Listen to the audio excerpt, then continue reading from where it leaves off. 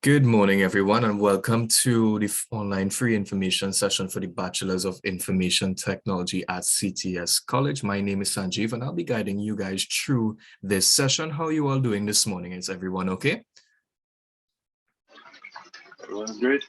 Yep. Excellent. Excellent. So just about the speakers today, right? So usually we would have a lot more individuals within this session right now, but as of right now, I will be conducting the session and my name is Sanjeev. My contact information is on screen as well.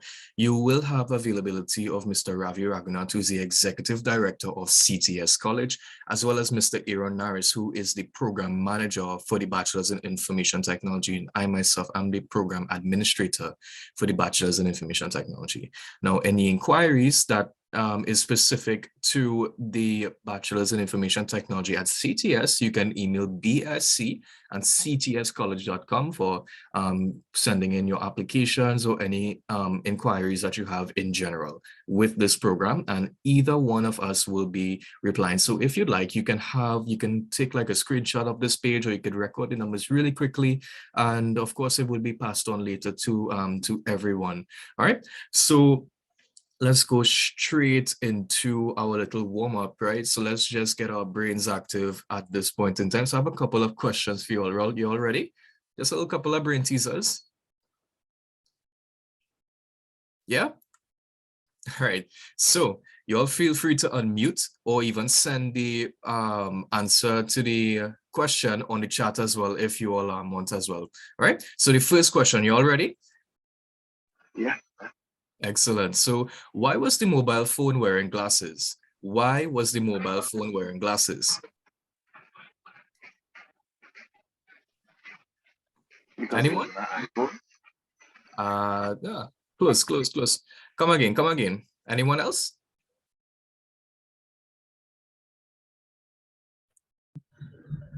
You wanted to get a clear connection? Coming closer. I'll give you all this one. So why was the mobile phone wearing glasses? Because it lost all of its contacts.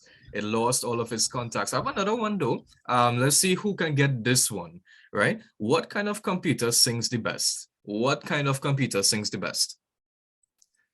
one that is connected. And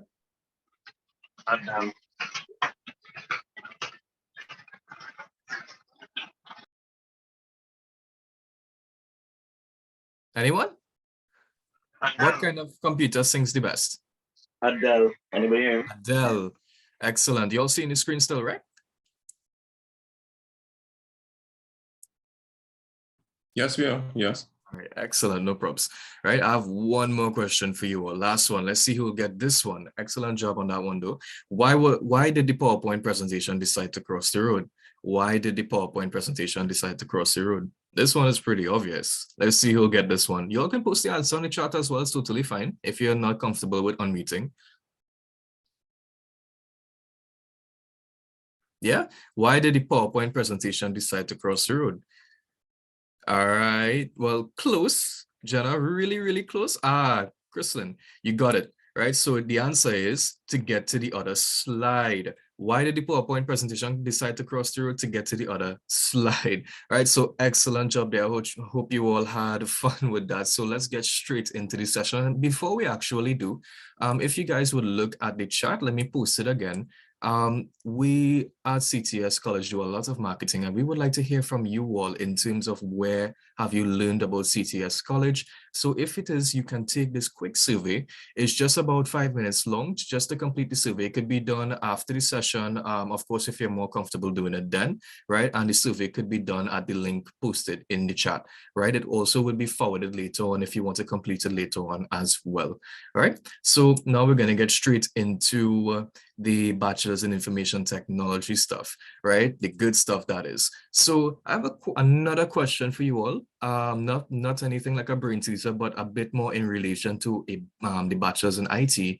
Why would persons study for a Bachelor's in Information Technology? Or as a matter of fact, why study for a bachelor's degree in the first place? Anyone wants to give an answer to that question? There are a lot of answers as well, a lot of reasons that persons would want to study for a bachelor's in information technology or any other field as well. So let me know, guys, this is your time.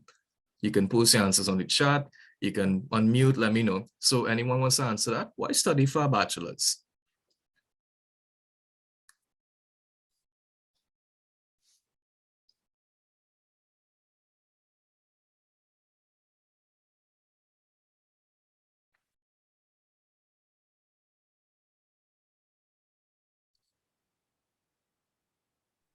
Well, you're making yourself more marketable.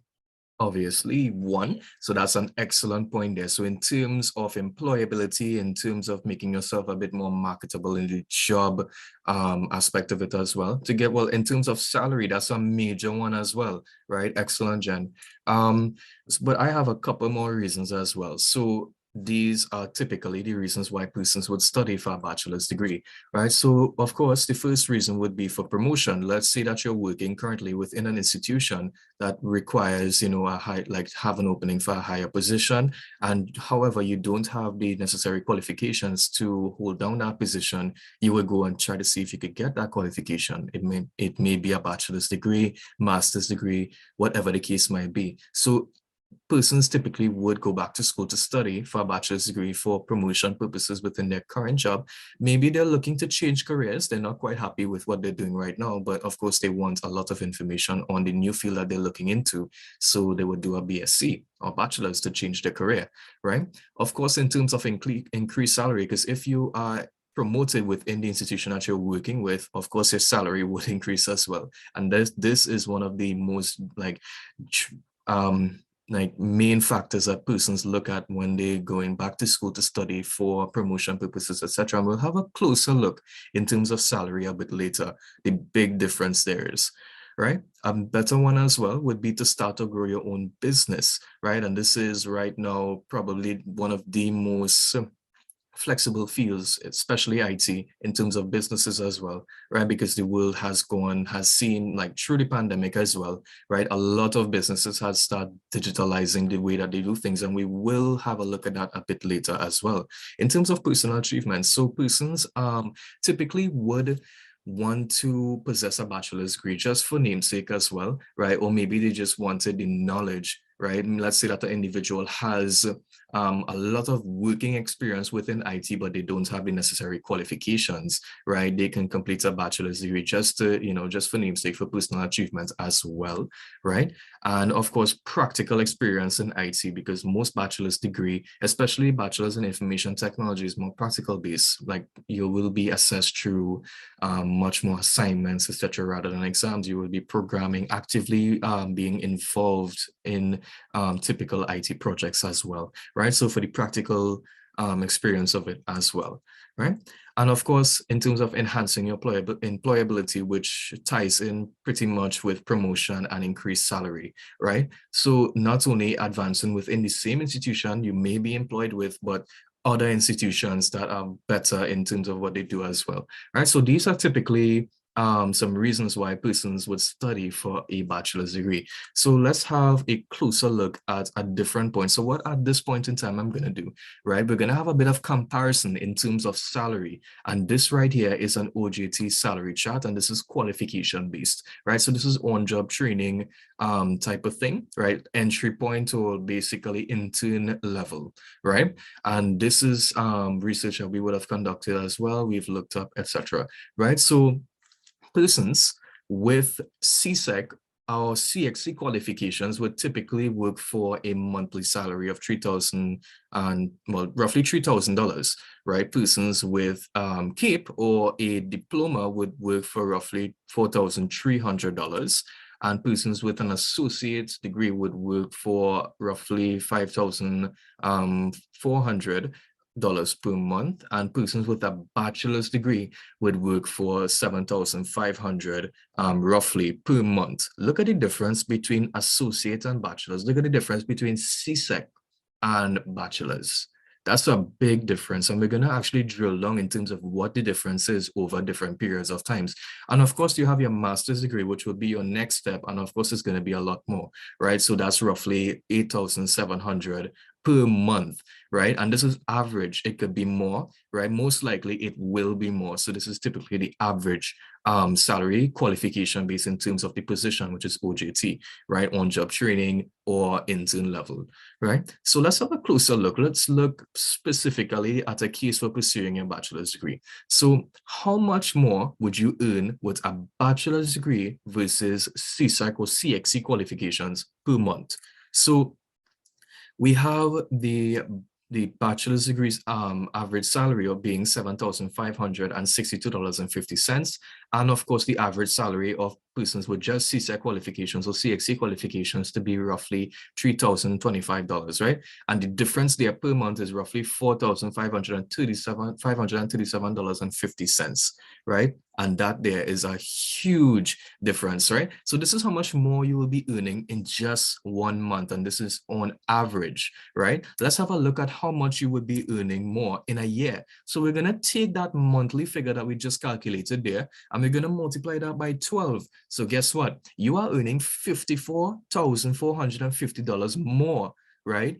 That is in excess to what you would have versus just having CSEC qualifications versus having like a bachelor's degree. This is $54,000 more. This again, average, right? So that's how much more you would be earning per year. But how much more would you be earning per lifetime? Let's say like a bigger time span, perhaps 40 years working within an institution or even advancing through this career path, right?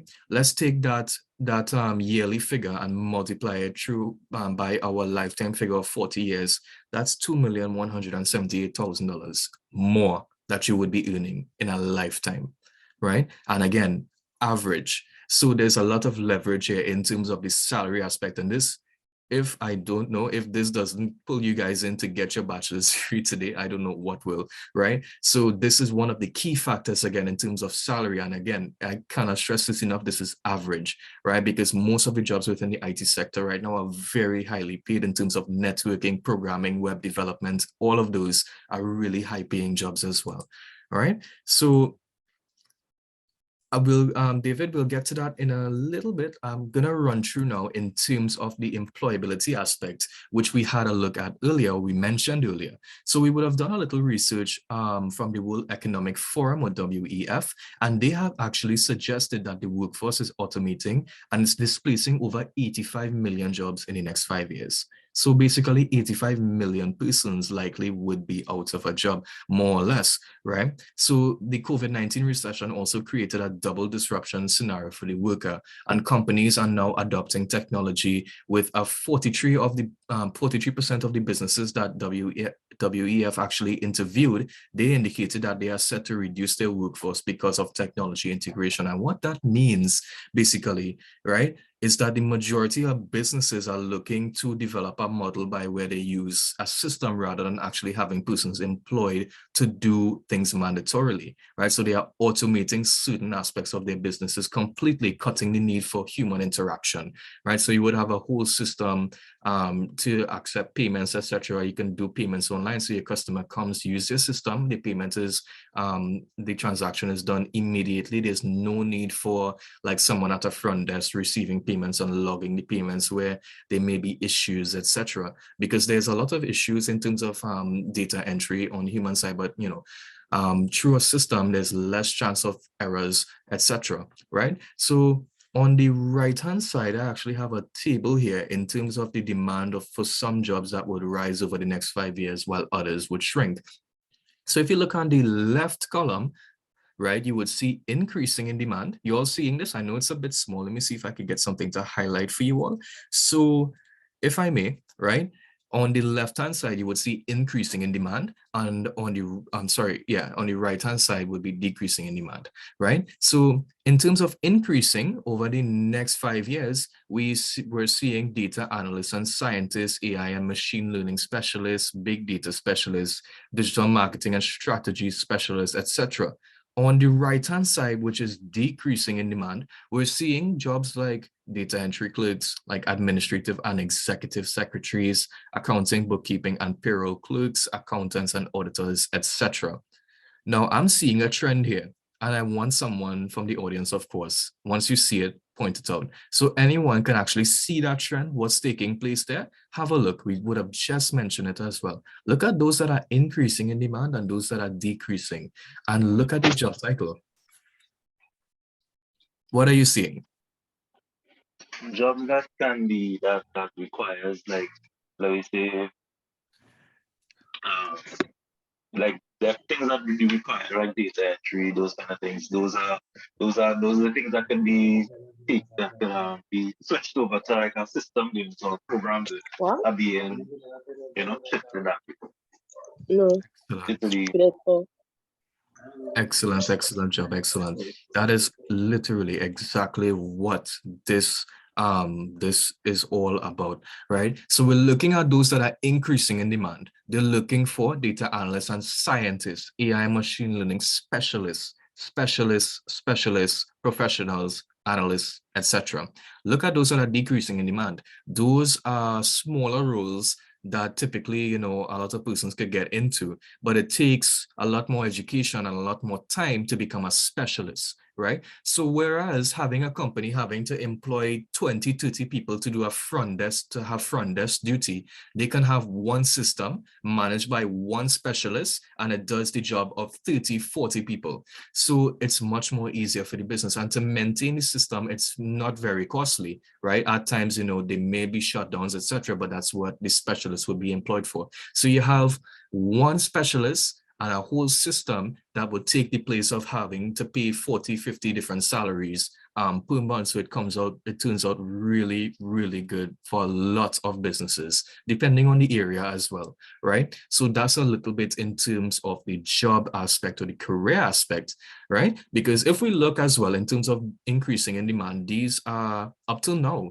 and they continue to expand as well in terms of robotics, and especially data science as well is probably second to first in now trending in America, etc.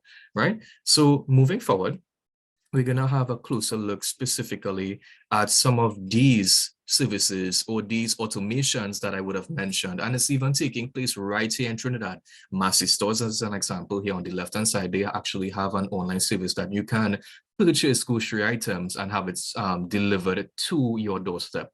You have your availability of your MasterCard as well. And I'm sure that a lot of you would have taken advantage of this as well. Of course, the KFC online delivery service as well, right? And of course, TTPS actually has an online service as well, right? So these are just some quick examples of this happening right here in Trinidad and Tobago, right? So moving forward, in terms of the Bachelor's in Information Technology, or closer look at the university or the awarding body that you're going to be doing your bachelor's degree with, right? And that university is of course, the University of Bedfordshire. So we're going to look at why study with the University of Bedfordshire. Well, the University of Bedfordshire is a modern, innovative university with a heritage of top quality education going back for more than a century, 100 years. And they have more than 20,000 students from over 120 different countries. And they actually have 5 campuses in the UK: Luton, Bedford, Potteridge, etc. And in terms of their education partners, they have education partners in China, the Middle East, Europe, Southeast Asia, and of course, Trinidad and Tobago, right? And they are, the internationally renowned league table has placed Bedfordshire in the top 6% of the best universities in the world, right? So that alone says a lot about the quality assurance of the university, right? In terms of awards, the University of Bedfordshire actually had been the winner of the Queen's Anniversary Prize in 2013.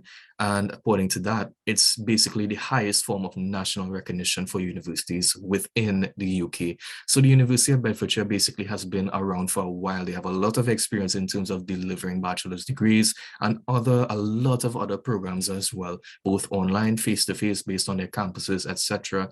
They've been out there in terms of partnering with other schools from around the globe, and I think that's an excellent approach in terms of education as well. And they've received a lot of prizes, a lot of of awards for their quality in terms of teaching excellence, in terms of delivery as well. And of course, they've been ranked as the top 6, they're ranked in the top 6% of best universities in the world, right? So a bit further into CTS College. So basically, the University of Bedfordshire's program is the BSc program, but CTS College is a partner of the University of Bedfordshire, and we are offering their program. Well, the program is being offered through us with them. So basically, you do your studies at CTS College, the content, your assignments, everything is set by the University of Bedfordshire. Once you complete with us, basically you would complete with them, and they would have your bachelor's degree shipped over to us, and basically you'll receive it at that point, right? So we're going to have a closer look at why study with CTS College, right? And in terms of our mission is basically to provide high quality and relevant educational opportunities whilst promoting excellence in both staff and students. CTS College, of course, is a private institution with over 22 years in the education industry. We are both ACTT recognized and registered, ACTT, of course, being the Accreditation Council of Trinidad and Tobago. CTS College offers a wide range of programs as well, all the way from preschool, secondary, tertiary level programs as well, diplomas, bachelor's degrees, master programs as well. And we also offer a wide range of professional development programs, short courses, IT certifications, etc. Right? So definitely we can say the experience is way beyond the academics. In terms of us being a bit of history about us as well, in terms of awards, we are actually the winner of 106 ABE World Prizes since 2007. So we've been winning awards since 2007 with the ABE program, which is another program that we offer here at CTS College. We're actually also the winner of over 47 university awards for the University of Hertfordshire that we also offer programs with. We are the winner of 2 ABMA Academic Achievement Awards, and of course the winner of 11 ACTT awards. We got 6 for student support services, 3 for excellence for an established QMS, and 2 for excellence in teaching and learning. So in terms of awards, we're out there. In terms of the quality of service that we deliver to our students, it's very high. So we have a standard, we set that standard, and we continue to surpass that standard day by day, right? And we would not definitely be anywhere, of course, without our student body, right? So we make our experience much more student oriented rather than in terms of finance, in terms of what's best for business, right? So that's a bit about CTS College. I hope that hyped you up a bit more, because we're going to have a closer look in terms of us delivering specifically the bachelor's degree. So CTS College has over 15 years in experience of delivering bachelor's programs, and our pass rate is roughly over 90% per module within the program. We have over 2,000 applicants per year and over 1,750 bachelor's graduates with 500 first class honors, right? And of course, the majority of students would fall within second class, would be upper, rather than lower. And of course, there's third class honors as well, which we rarely ever see, right? And we're going to have a closer look at that a bit later. In terms of graduates, right? Graduates are employed within various sectors and in various industries at various levels. So we have students completing the program and moving straight into Canada to work within an institution at intern level, at higher levels as well, right? We have students who moved across, of course, into the UK and were able to hold on positions as well, right? So we've actually seen it happen as well. So that's a bit about our experience delivering the Bachelor in IT, right? And a bit about our pass rates, right? So we have level 4, 2 level 4 units, they're highlighted in blue. You would see 2 level 5 units highlighted in a dark orange to brown, and then 3 level 6 units that are below in green, right? You can actually look at the pass rate, which is basically the 4th column there, right? So for the 2 level 4 units, there are 96 and 99% respectively, with 58 and 88 students scoring from 70 to 100, and the minority scoring from 60 to 69, 50 to 59, etc. Right? And the highest mark was basically 99 and 97 respectively. And it's basically the same throughout. We have for the other two level 5 units that we would have offered, right? It's actually 95 and 92% respectively, where 39 and 16 students respectively scored from 70 to 100. If we look at our research methodologies, social professional and undergraduate project in level 6, which is highlighted in green, all of our pass rates are 100%. Majority of students would have scored, right, from 70 to 100%. And that's like basically the entire class. If you look at those who would have scored 60 to 69, 50 to 59, 40 to 49, it's one going across. Some would have scored, a lot more would have scored within 60 to 69 in the second unit there. And of course, the undergraduate project, which is one of the bigger projects as well, the final project, as we would refer to it to, only 2 students would have scored from 60 to 69. So the pass rate is 100% all the way throughout level 6, which is excellent, right? So we have a lot of experience in delivering. We try to maintain those figures or even surpass those figures as well if we can, right? So we're always looking towards the further developing as well, the student experience, right? So in terms of the features of the Bachelor's in Information Technology through the University of Bedfordshire, we're going to have a look at that now, right? So this bachelor's degree is globally accessible, it's work applied, it's accelerated, affordable, and fully accredited. So we're going to have a closer look at each one of these points. So first, we're going to look at fully accredited. So this program is accredited by the Quality Assurance Agency, right? The University of Bedfordshire was subjected to a QAA review and has successfully met the expectations. So what is the QAA, or the Quality Assurance Agency? It's similar to what ACTT is in Trinidad and Tobago. So it's basically an accreditation council that really operates within the UK area, right? And the University of Bedfordshire is approved as per their standards, right? And of course, the University of Bedfordshire is a recognized awarding body by ACTT in Trinidad, right? So it's both recognized through, well, it's registered and recognized as an awarding body by ACTT, and it has passed its reviews from the Quality Assurance Agency in the UK, the QAA, right? So in terms of fully accredited, you are covered. So you can take this bachelor's degree, go anywhere in the world, and you're almost guaranteed, or you would not be denied a position, right? So in terms of the certificate or the degree itself, this is typically what it would look like. This is our student, well, Mr. Aaron Naris himself, the program manager, and he would have gotten a first class honor in information technology, would have recently completed the program as well, graduating this year. So this is basically what it would look like as well. Of course, you would have your transcript and of course a letter of completion of the program, successful completion that is, right? And these would come once you complete the program, and typically, basically maybe a month after, once you complete and the marks are finalized, you would receive your certificate. Once it's shipped over to us, we would make it available for you, right? So this is typically all that hard work goes in for, right? In terms of globally accessible, one of the other features as well, more than 20,000 students from over 120 countries have access to this program. We have they have education partners in China, Middle East, Europe, Southeast Asia, and Trinidad and Tobago, which we did touch on a bit earlier. The University of Bedfordshire actually utilizes an online platform. And this is very important. From the time that you become a student, registered with the University of Bedfordshire and CTS College, you will get access to the online learning environment called Brio, right? And it's available 24/7 from anywhere in the world. Brio is basically your online portal where you would be submitting assignments, getting due dates, taking your assessments through the University of Bedfordshire, right? So every student would have access to it. You can also get a lot of access to a lot of cool stuff in terms of like a Microsoft subscription, so that you would have access to like write papers, etc. You would have access to online libraries through the University of Bedfordshire, through Brio, and of course any other digital libraries that you would like to log into. You can use a student account to get into it, like ResearchGate and of course ECM, Digital Library, etc. Right? And of course, the University of Bedfordshire has a student information desk open 24/7 to support students from anywhere in the world. Now, CTS College actually has a share drive, a Google share drive with all of our lecture notes, our lecture recordings, books and materials for all levels, level 4, level 5, and level 6.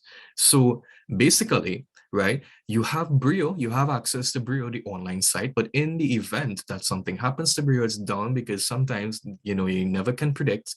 We actually download all of the content, we make it available on our side as well. So you have the availability of Brio, you have the availability of our drive, and of course, once we deliver the lectures, all of the recordings of the sessions will be posted there, all of the lecture notes would be posted, even samples or basically guides would be posted for assignments as well locally. Question? Sure, Mr. Thomas, I am totally fine with speaking with you directly after.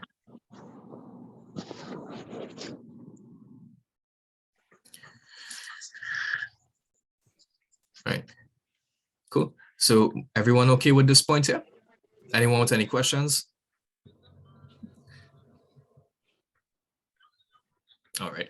So moving forward, we're going to look at another feature of the BSc program, which of course is in terms of practicality. So we're going to look at practical aspects of the BSc. So this bachelor's in information technology solves real IT challenges, real IT problems. You get hands-on experience in terms of developing IT systems. You deliver IT solutions that support a wide range of business functions. And of course, you learn to develop systems with excellent design through understanding human-computer interaction required in modern IT systems. So definitely you have the availability of assignments being able, like requiring you to actually develop a system or to even design a system or to even create a proposal and then work through that proposal. So you get a full opportunity to work on an entire project from proposal all the way to the actual solution, which is of course your application or whatever it is that you propose to produce, right? So we get you from that point from end to end in terms of development, and you will cover various different programming languages as well, which we would show a bit later,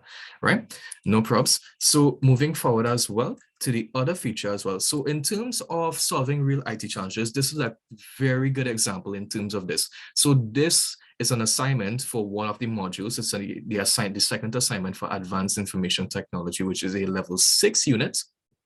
And this student would have basically developed a fleet management system for the public transportation services in Trinidad and Tobago, which is PTSC, right? So fleet management service. So basically they would have taken a real IT problem from Trinidad and Tobago, and they would have created a proposal in the form of, well, in this case, it's a fleet management solution, a fleet management system. They would have actually taken through that process. They would have gone through the design process as well, the development process, and they have their final piece to present. Right? So this is what we mean by solving real IT problems. So you select your topic and you'll be guided through programming how to in terms of development as well. Very, very practical program, right? So in terms of accelerated, right, in terms of the time aspect, which is very, very important, and someone had actually asked a bit earlier in terms of how long it would take to complete the program. So each level within this program consists of 4 units, which can be done in 2 semesters. So you would, in each level, you would have 2 semesters. Level 4 consists of semester 1 and semester 2. Level 5 consists of semester 1 and semester 2. And of course, level 6 consists of semester 1 and semester 2. Now, in each one of these semesters, you will complete 2 out of 4 units that you have due for the entire level, right? So level 4, you would have 4 units, or 4 subjects or 4 modules. Level 5 is 4 units, subjects or modules, and level 6, it's pretty much the same, 4 units or 4 modules. Now, you're not expected to do all 4 in one semester. That's why it's already pre-planned for you or already split up for you, right? So we would offer 2 units or 2 modules per semester, and these semesters would rotate. So basically, students starting would get to do a different set of modules, and once they progress through into their second semester, they would have the availability of the other 2 modules that they need to do. So it's a fixed system. They have the ability to take breaks, etc. So we'll have a look at that a bit later on in detail, but just a bit of insight as well to clear up the question. So you have 8 months to complete 2 semesters on entire level. So 8 months, 8 months, 8 months. There are also breaks in between levels. So once you finish level 4 and you're moving on to level 5, there's a 4-month break there. And from level 5 on to level 6, there's a 4-month break in between there as well. So roughly, you would complete your bachelor's degree just over 2 years, 2 years, 8 months to be exact, if you start at level 4. Right? So if you start at the entry point, which is level 4, it would take you roughly 2 years, 8 months to complete the entire program, to move from 4 all the way to level 6 and complete. Of course, if you start at level 5, it's going to be much shorter. And if you start at level 6, it's going to be just 8 months, right? Because you have 2 semesters of 4 months each. That's how the 8 months comes along, right? So depending on your current qualifications and stuff like that, that will ultimately determine which level that will be ideal for you. And of course, even if you possess the qualifications but still want to take one of the lower levels, that's fine by us. You can do so as your wish, of course, right? So I hope that clears up the question that was in the chat. All right, so Nicole, the program is actually considered to be full-time, right? But however, classes will not be every single day of the week. Your classes, if it falls from Monday to Friday, right, which everyone would have maybe 1 or 2 classes during the week, it would be in the afternoon period from around 6 or 6:30 to 8 or 8:30. All our classes are 2 hours long, right? And of course, everyone would have a class on Saturday as well, all throughout all levels. So it may be that you have 3 days of classes per week or 3 classes per week, right, depending. Because sometimes one module would require a bit more explanation in terms of things. So we might have 2 classes for one module specifically, or even like extra tutorials for you to help you with your assignment. But the program is considered to be full-time. However, the classes do not occur on a daily basis, right? No problem. All right, so any more questions like that there, feel free, guys, to post it on the chat. I'll try to address it as soon as I can. If I do miss a question, we have a segment at the end of the session as well that you can ask, right? So feel free to, right. So all of these classes are actually fully online as of right now. In terms of future, we've had discussions with ACTT. The Universial actually wrote us as well to possibly resume, or at least have the idea of introducing face-to-face classes once again, right? Seeing that COVID is now subsiding slowly. But in terms of that, we haven't really went through with it. And even if we do have it, it would be an option. So the students would have the opportunity to pick between online and face-to-face, but the majority have shown likeness towards online classes regardless. So as of right now, everything would be online. Classes would be conducted on Zoom, and well, you will be reminded prior to the start of this semester, and you'll be given access to all of your classes as well, which we would explore a bit later, right? In terms of math, not quite, but in terms of programming, like simple math logic is required. But again, you'll be guided through every step of the way. So you start off with simple examples and you work your way up until you are comfortable that you can work by yourself. And the thing is, our lecturers are trained to start you with the mindset that you know absolutely nothing on the subject area. So they would be very specific as they move along, as they progress through the semester. They are taught to basically assume that you know absolutely nothing on the topic before things, so they would be able to give a lot more assistance to you directly. But in terms of math, there is a fair share, but it's not as detailed as you would think. And when you do attend classes, it would be much clearer there. Yeah. And of course, if you need the extra support, you have the availability of myself and any other lecturer or student, past student as well. We will arrange, right? We're gonna explore cost a bit later. I wouldn't want to get into that just as yet, right? So Natalie, will stick a pin right there, right? And I'll revisit your question a bit later if that's not a problem. Cool. Payment plans as well. Registration costs would be covered later. So both of you guys, Jesse and Natalie, will come back to that a bit later, right? So stick a pin right there. Just remind me if I happen to miss it, all right? No props. So in terms of affordability, right, which is our next feature, right? So the UOB, the University of Bedfordshire's bachelor's is one of the more affordable programs in information technology in Trinidad, right? Our payment plans make achieving your bachelor's a financially viable option, right? And of course, we have a payment plan structure pre-set up, but of course, if you would like to negotiate a separate structure that's much more in relation to your specific case, we can do so and we will facilitate you as well, right? So we'll have a closer look at those plans a bit later on, right? And of course, if students are experiencing a lot of problems in terms of gathering the fees to pay out for their program, there is a little plan that we have in terms of getting students to achieve basically get a student loan through GMMB.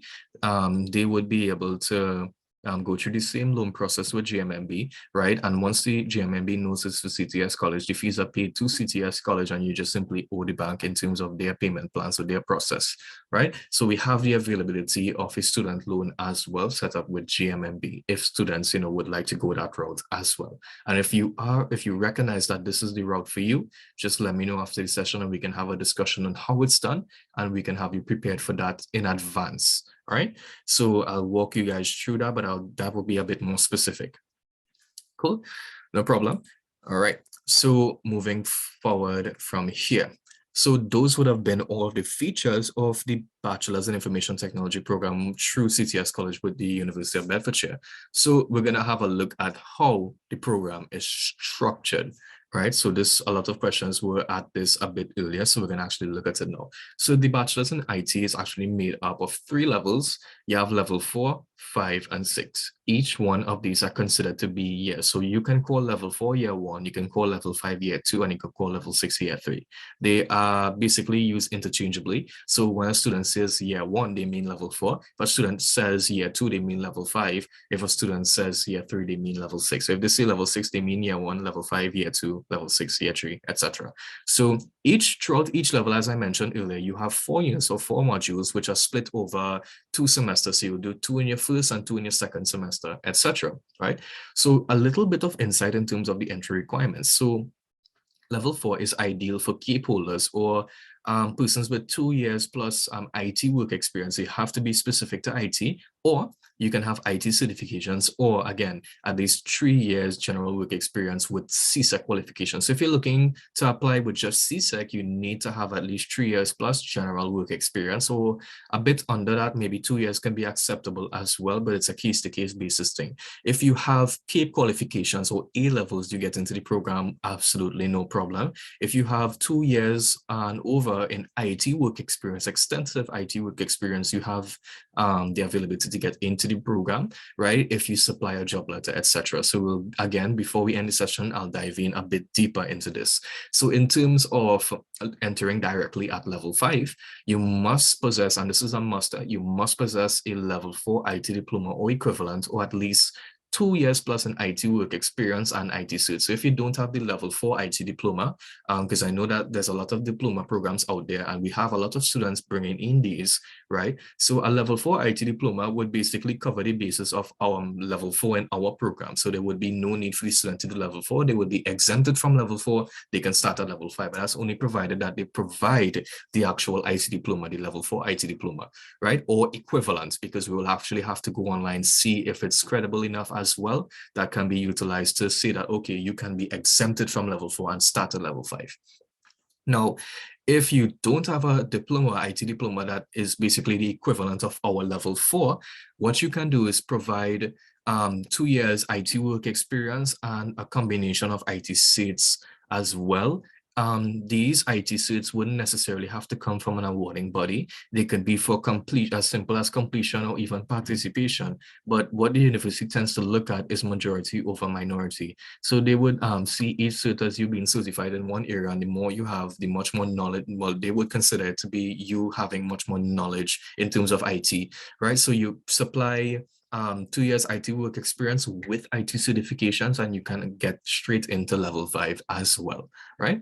So level 6 is basically the tougher one to get into, but you must possess an associate's, an HND, or a level 5 equivalent diploma, right? So same thing like from what we would have discussed a bit earlier here with the level 4 IT diploma.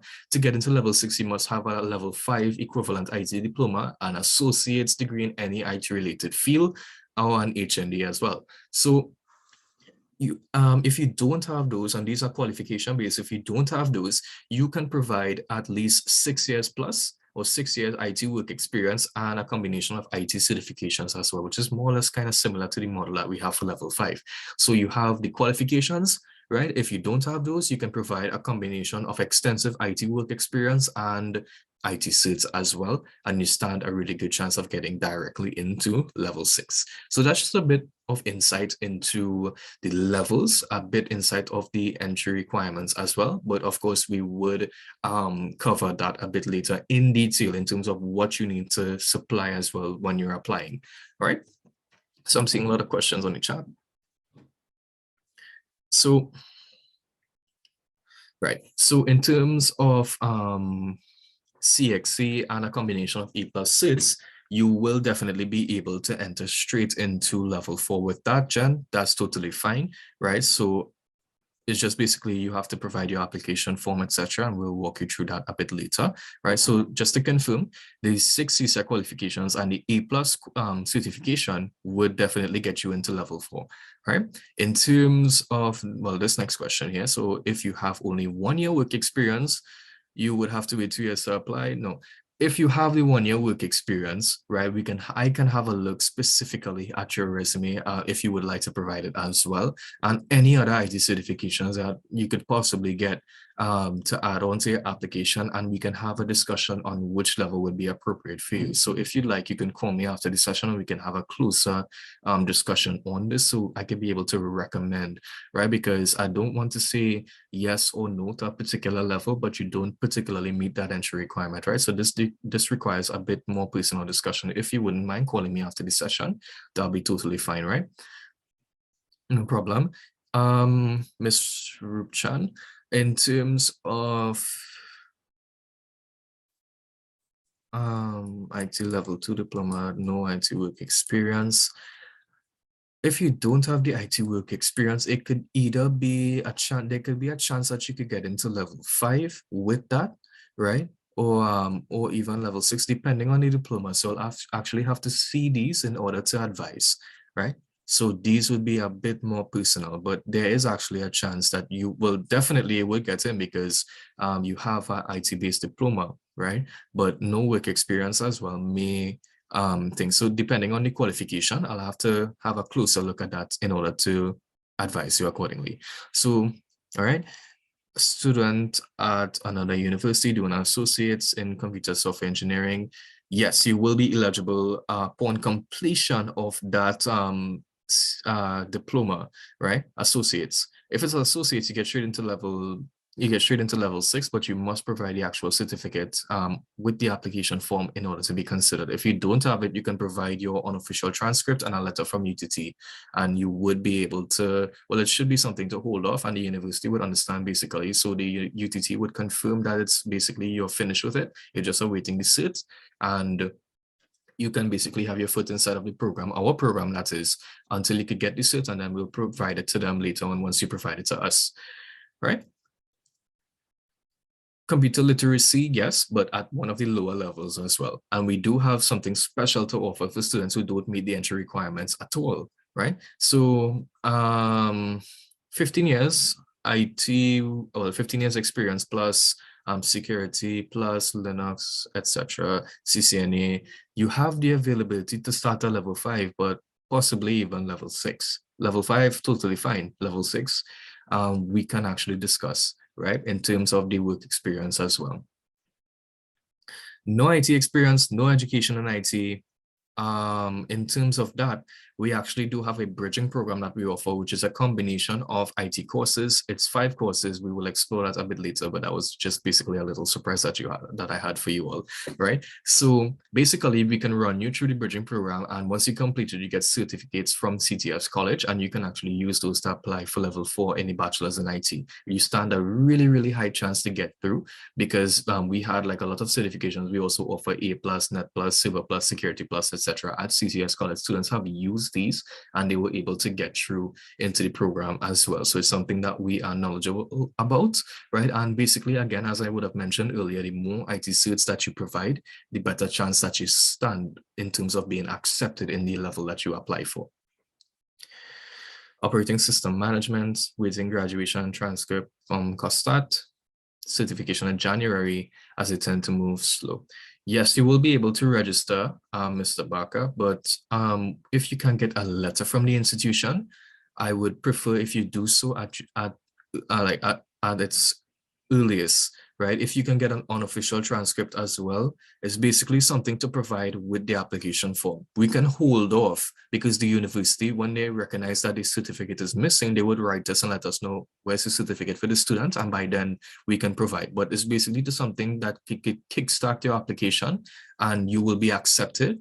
And basically when the letter comes in, they would request the certificate. And once we have it, we'll provide it to them so that we could run through the registration process. So we could at least have some sort of unofficial confirmation, right? In the form of a letter and unofficial transcripts, that's fine. Program is not gate funded. This actually gate funding has been removed from all private, private tertiary level institutions offering foreign programs. Once programs have foreign fees associated with it, gate funding does not cover it. And that has been effective as of 2017.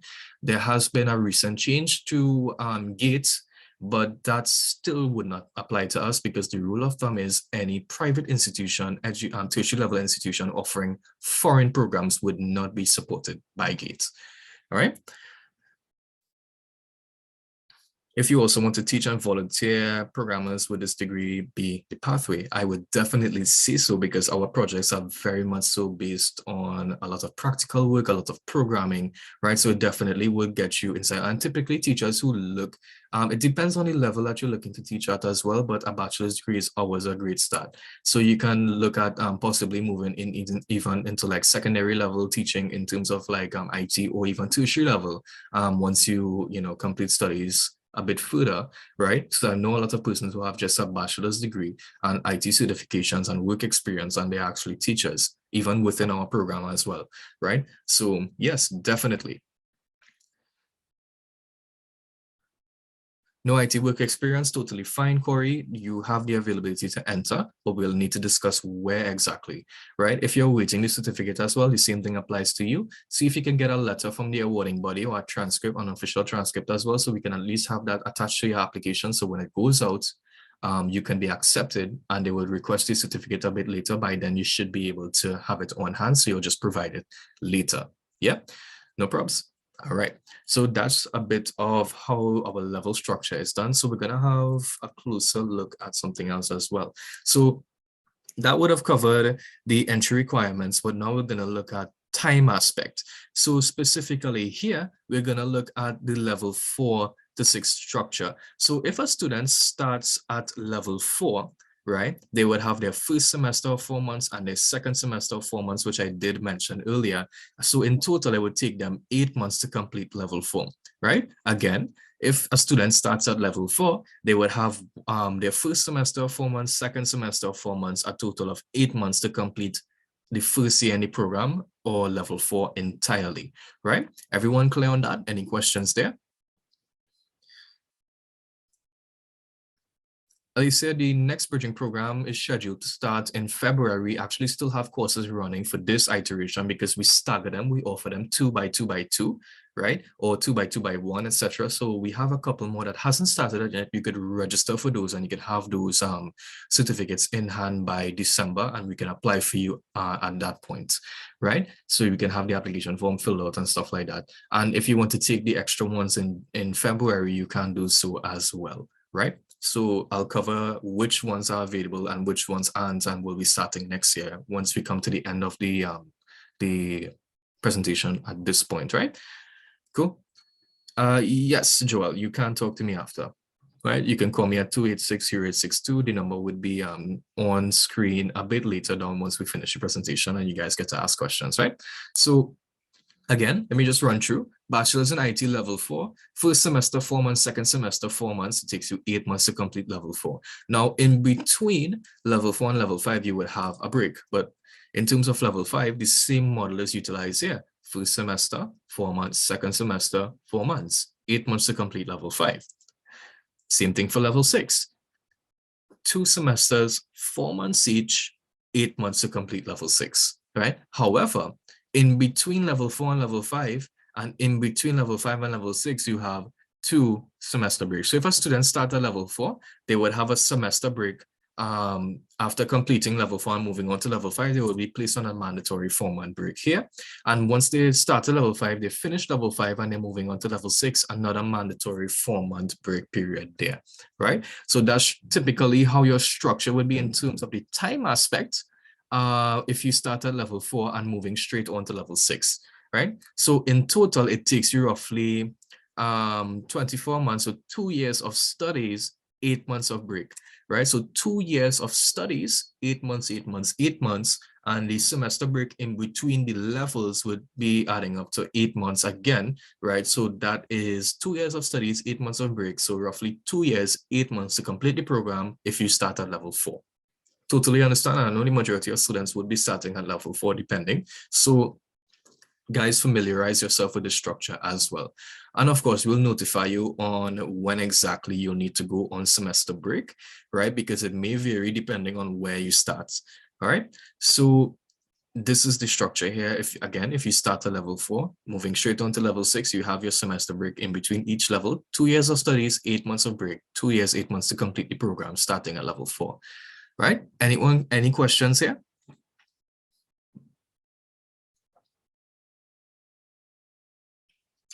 No problem. All right, so let's have a look at the structure if you're starting directly at level 5. So again, level 5, first semester 4 months, second semester 4 months, 8 months to complete level 5.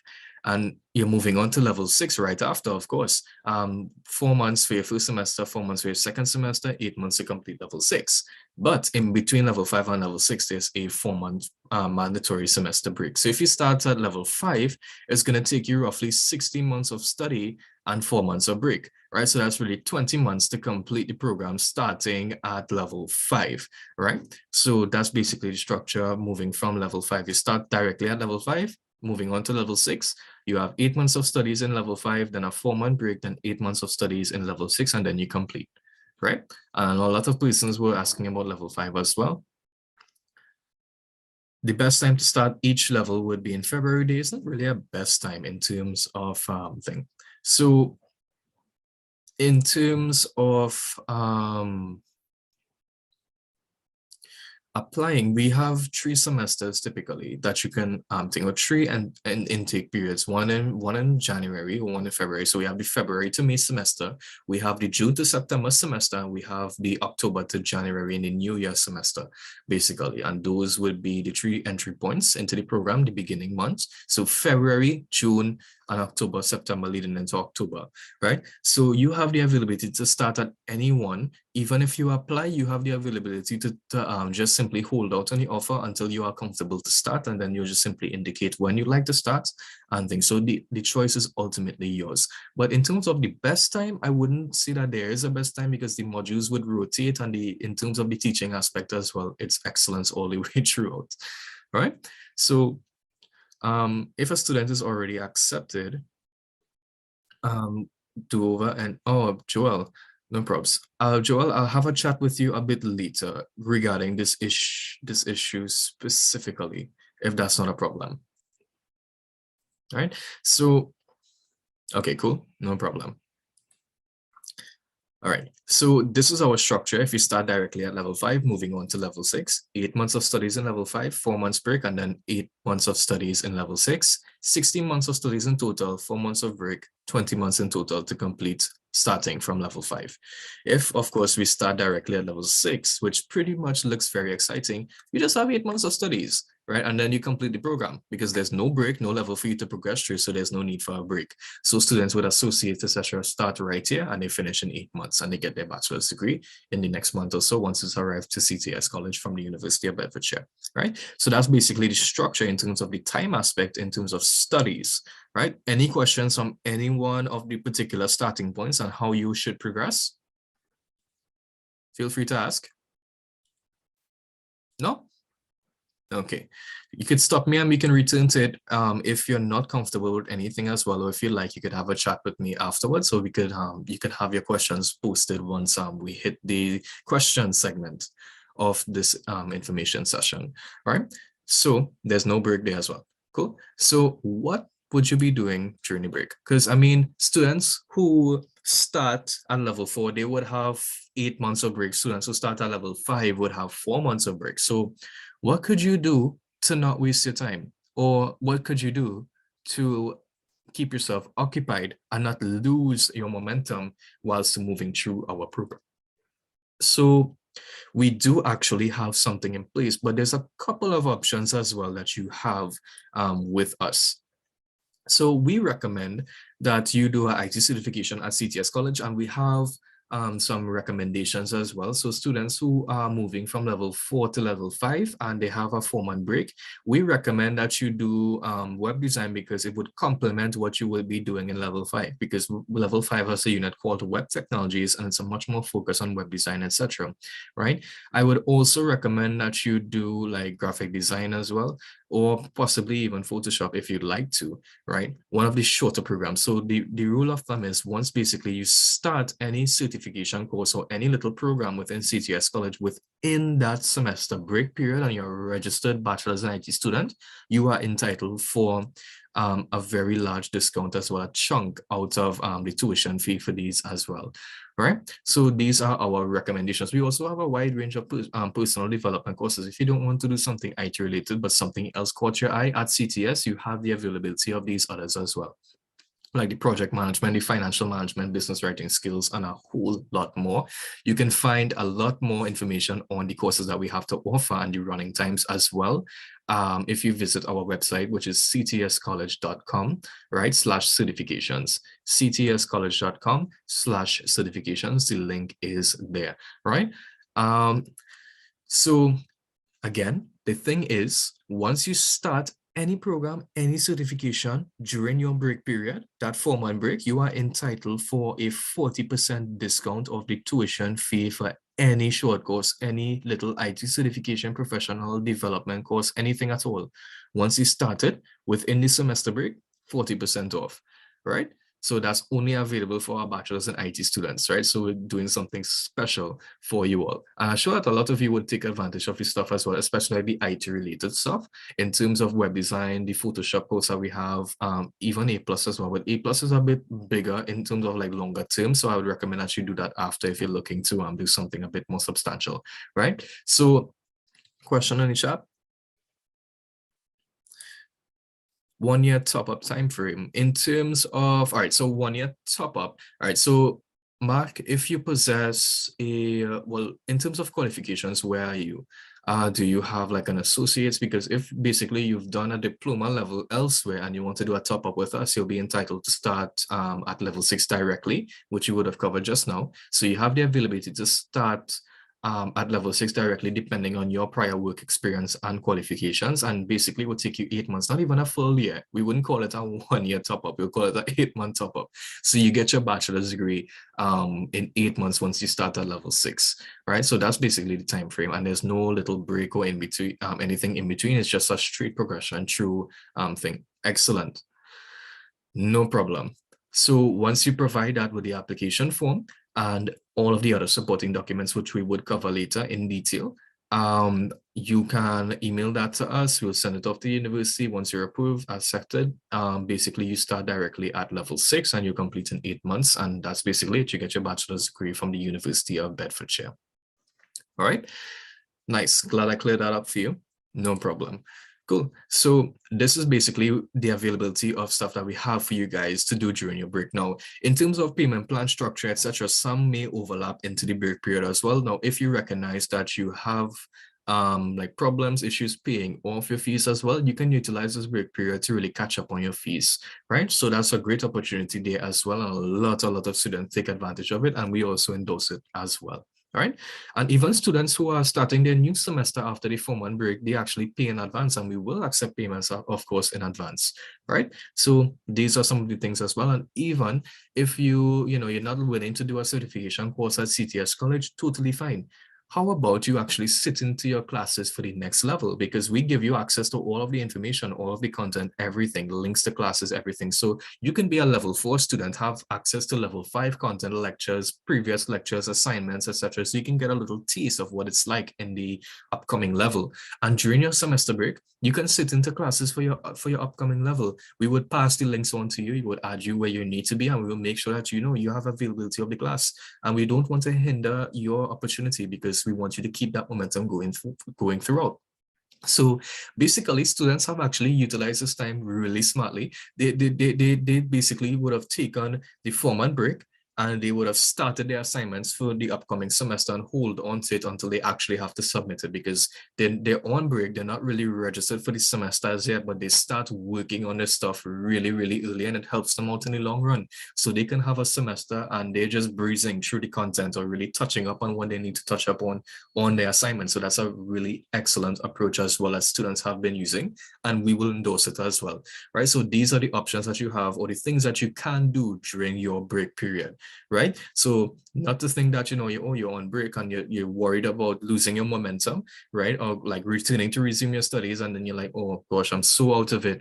I've been on a break for so long, because, a lot of even secondary school students moving into the program as well, once that 4 months hits and they're returning to resume their studies in the upcoming level, it's a bit difficult for them, because they're usually accustomed to, like, the largest break period that they would have would be like roughly 2 months, that summer vacation.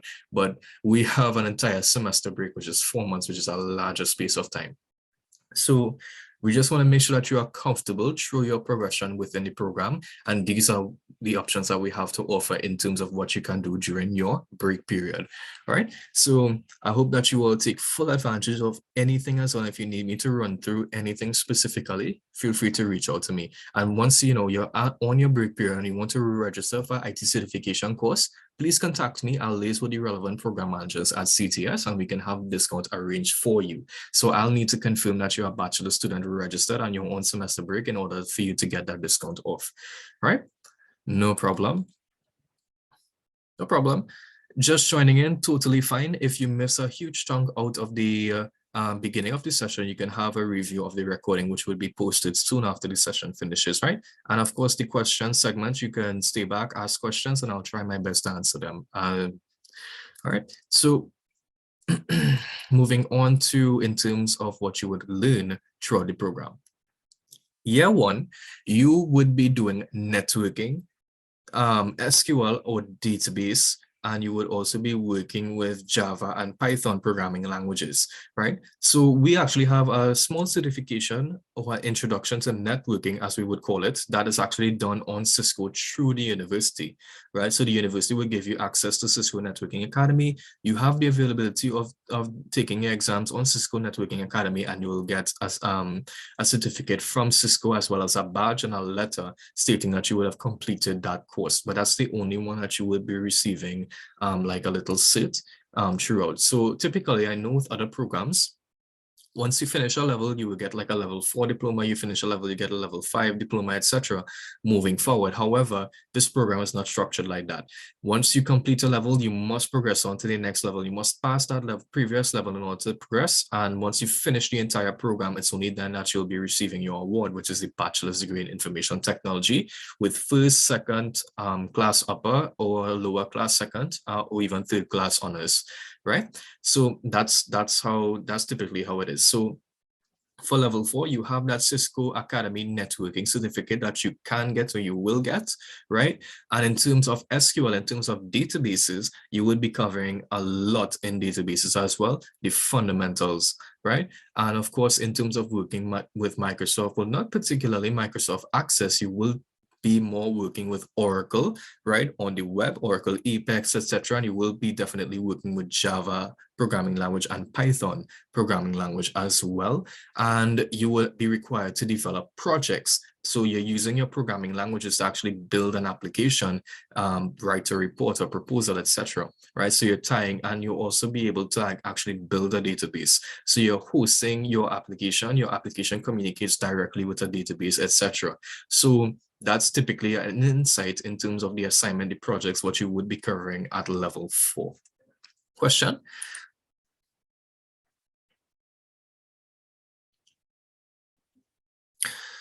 All right, so the availability to pay for intermediate certification is not available. However, if you require letters or anything that we can arrange, we will arrange. Actually, there is like result slips that you can collect once you're registered with the University of Bedfordshire through eVision, which is a platform for viewing your performance, your marks, your progression, and also the registration platform that the University of Bedfordshire has. Each semester you'll need to complete registration to confirm which units you'll be doing, and we'll guide you through every step of the way whilst you're doing it. And you also have the availability to like check all of your marks to the modules that you would have completed.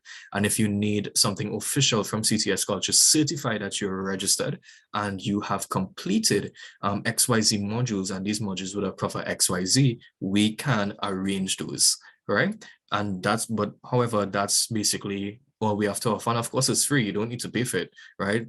That you are a student. Once you're a student, we will have this upon request, right? So you don't need to pay anything extra for any letters that we have to do for you all, right? No problem. So that's basically all that we have to offer in terms of the interim. So you have your interim results, of course, but in terms of like a cert that you can pay for, no. Unfortunately, no. All right, so looking at level 5, you would be covering user experience design and how design will work on different devices. So you would basically be exposed to designing or proposing a design solution for a given problem. Let's say that, you want to develop an e-commerce solution, like you can sell products online. You would have the availability to actually design a prototype of that solution and how it will shape up, how it will work on different devices in terms of how it would be viewed on a mobile device versus a tablet versus a even a personal computer or a desktop or a laptop, whatever the case might be, right? You also get insight in terms of software and hardware working together in terms of systems development. So a bit deeper into SQL databases, database administration, Oracle as well, right? And of course, programming in terms of PHP, in terms of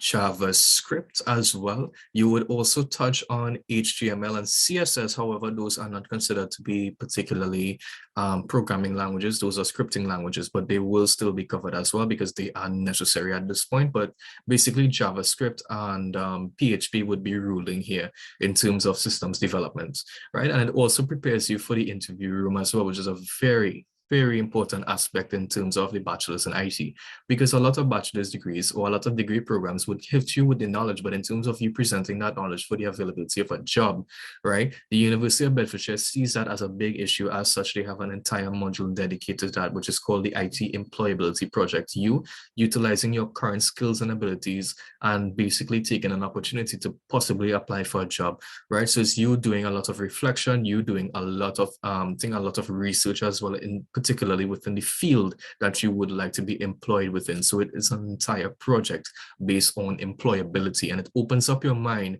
in terms of the job market, because I have students who started this program and they started wanting to be a programmer. But by the time that they hit level 5 and they undertake this project, it's like, wow, I'm actually open to a whole lot more rather than just programming. This web development is a whole lot more to this than I thought. And I think I want to actually specialize specifically within this area.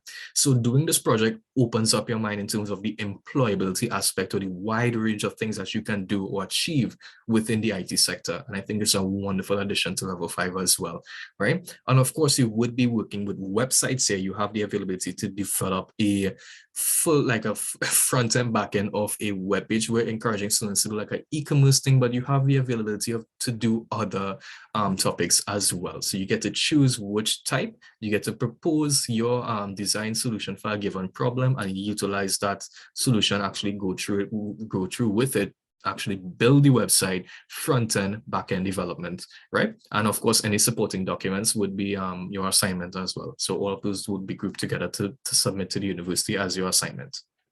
So that's level 5. Now, level 6 is probably one of the most difficult levels. Wouldn't say difficult, but it's very challenging for students now coming into the IT sector if they would have started at level 4, moving through level 5 and level 6. But again, our lecturers, the intent is they treat you as if you know absolutely nothing and they take you from the ground up in terms of the content. So at level 6, you conduct independent learning through project work and research methodologies to be specific, right? And research techniques, etc. So during this period, you would typically produce a completely working software artifact and also an accompanying technical reports to improve your project management skills as well, right? So from the start of the semester, we offer classes for the undergraduate project, or that final assessment that you have to take will ultimately determine like if you pass or fail, right? It's a big project. It's called the undergraduate project. And from the time that you enter level 6, regardless of you being your first or second semester student, you must take the classes. We're trying to have students prepared before, since there's a lot of work in terms of programming, in terms of reporting aspect and supporting documents as well. It's a lot of work. So we encourage students to start with your programming early. Even if you're first semester students, the classes are available for you and you are urged to join those classes so you can better prepare. But the undergraduate project is only available once you're a second semester student. So if you now start, you wouldn't have the undergraduate project to submit. However, we would like for you to prepare. So we'll have a look at that timetable later on so you can actually see what it is exactly I'm trying to explain. All right. So during this period, you'll produce a completely working software artifact and have a technical report ready as well that is in support of your artifact.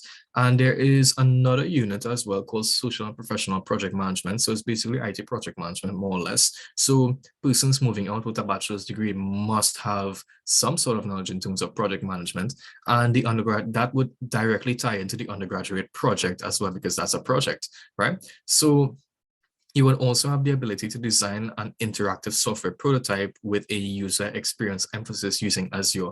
So we have like a lot of these programs being utilized as well, like Azure. We have license for these as well. So, you know, it's not like you have to pay for anything. We have everything prepared for you, right? So level 6 is probably one of the most robust out of all 3 of the levels that we have to offer, right? So whenever you're starting level 6, you need to bring your game face, right? It's a lot of work. However, students have done it. Based on what I would have shown earlier in terms of the 100% pass rate, it's not impossible. If 100% of students could pass that assignment or like complete the level with 70 to 100% in terms of their assessment, that means that it's totally doable, right? And again, lecturers would take you from the ground up in terms of content, so there should be no worries there. So that was a bit of summary in terms of each level focus. Any questions here? Or anyone with anything probably want to ask if it would be covered as well, you can do so. No problem. All right. Right, so moving on.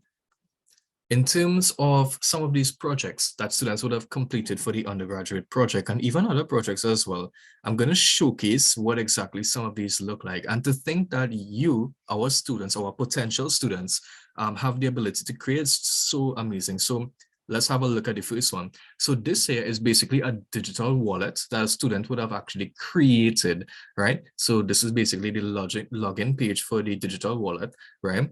This is basically when you logged in, what you would be seeing as well, right? So basically quick cash. And this is basically something that is pretty much trending in terms of thing. So that's that. This is basically a mobile version as well, like a prototype as well, right? So he developed a web version and a working prototype as well, right? So that's just one of the projects, right? And this is another project as well. This is an e-commerce solution where a student actually created selling online like art supplies, etc. Right? And I believe this was one of the projects that topped for the undergraduate project as well. Right, so you have the ability to create this once you finish our program, right? So this is basically all of the items that you have on sale, and in terms of adding to cart, etc., full functionality front and back end. And the student also implemented a chatbot so you could get assistance while you're shopping online. All right. So this is basically the type of thing that you would be able to produce. And it's pretty exciting to see that once you run through the program, this is what you should be able to produce at the end of it in terms of programming and web development and prototyping, etc. Right? So that's pretty exciting, but we're going to look at how exactly you can fit the bachelor's degree into your life. Now, we have 2 intake periods per year. I mentioned that earlier on, we have 3. So we have the February, which students would be now applying for within this period starting next year, right? The February semester would be starting. We have a June to September semester that runs. However, it may not be an intake period in the future. So as of next year, if you're looking to start in June, it would not be applicable for level 4 students. Only level 5 and level 6 applicants would be accepted for to start within that semester, right? So basically I would have removed it from the presentation because of that. And eventually in the following year, only level 6 applicants would be able to apply, and in the following year after that, no applicants will be able to apply for that. So that just becomes obsolete. However, it would still serve as a semester for students progressing who've already been accepted to the program and started in February or even in October in the previous year. So next year, again, to reiterate, February and October are running, right, for all applicants level 4, 5, and 6. June, the June semester, the June intake period will only accept level 5 and level 6 applicants only for next year, right? The following year, only level 6, and then a year after that, no one will be able to apply to start in June. However, if you apply to start in February, this semester would still exist for you to actually do your work, right? So this semester would still be there, right? But it's just no one will be able to apply to get directly into the June. You'll have to wait in October in that regard, right? So that's why it's removed. But eventually, the University of Bedfordshire is actually looking to get rid of those break periods that you would have after you complete each level and just have one big break in between February and October, right? And within these timeframes, you would have to complete all 4 modules, but within a greater space of time. So the semester would basically be increased, right? And we're just working with them to find out how exactly that would be done. But once it's done, we would notify you on how it would affect, how the change would affect as well, and we will have to work to adjust. But as of right now, applications are open for February next year for all applicants, right? And that applies to you. Cool. So right, so you're looking to start in February, then your application and supporting documents should be sent as early as possible so we can have a response in the form of an acceptance letter coming in from the university soon, right? No problem. So looking specifically at the unit of subject delivery, all of our sessions are 2 hours long, right? All of our classes are 2 hours long. All of our classes are recorded. Lecture notes are provided at the end of every class together with the link to the recording. And of course, you have the availability of any previous work that was done with the lecturer, previous recordings, previous assignments, guides, and all of those would be available for you.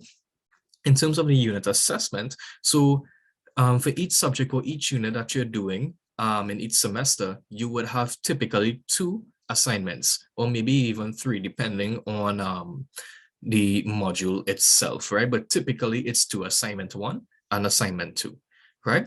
And typically a semester would last 15 weeks long, right? So that should just be about 3 running into 4 months, and then there's like a little 2-week break before you begin your new semester within the same level. But if you're moving from level to level, it's a bigger break period, right? So it's typically 15 weeks, in some cases a bit shorter, depending on when the university started teaching. We need to start a bit earlier in order to align, right? So our semester would start a little bit like maybe like a week or maybe a couple of days in advance, so we can get that full 15-week or as close as possible to that 15 weeks, so you can have the availability to complete all of your assignments for the semester without any problem, right?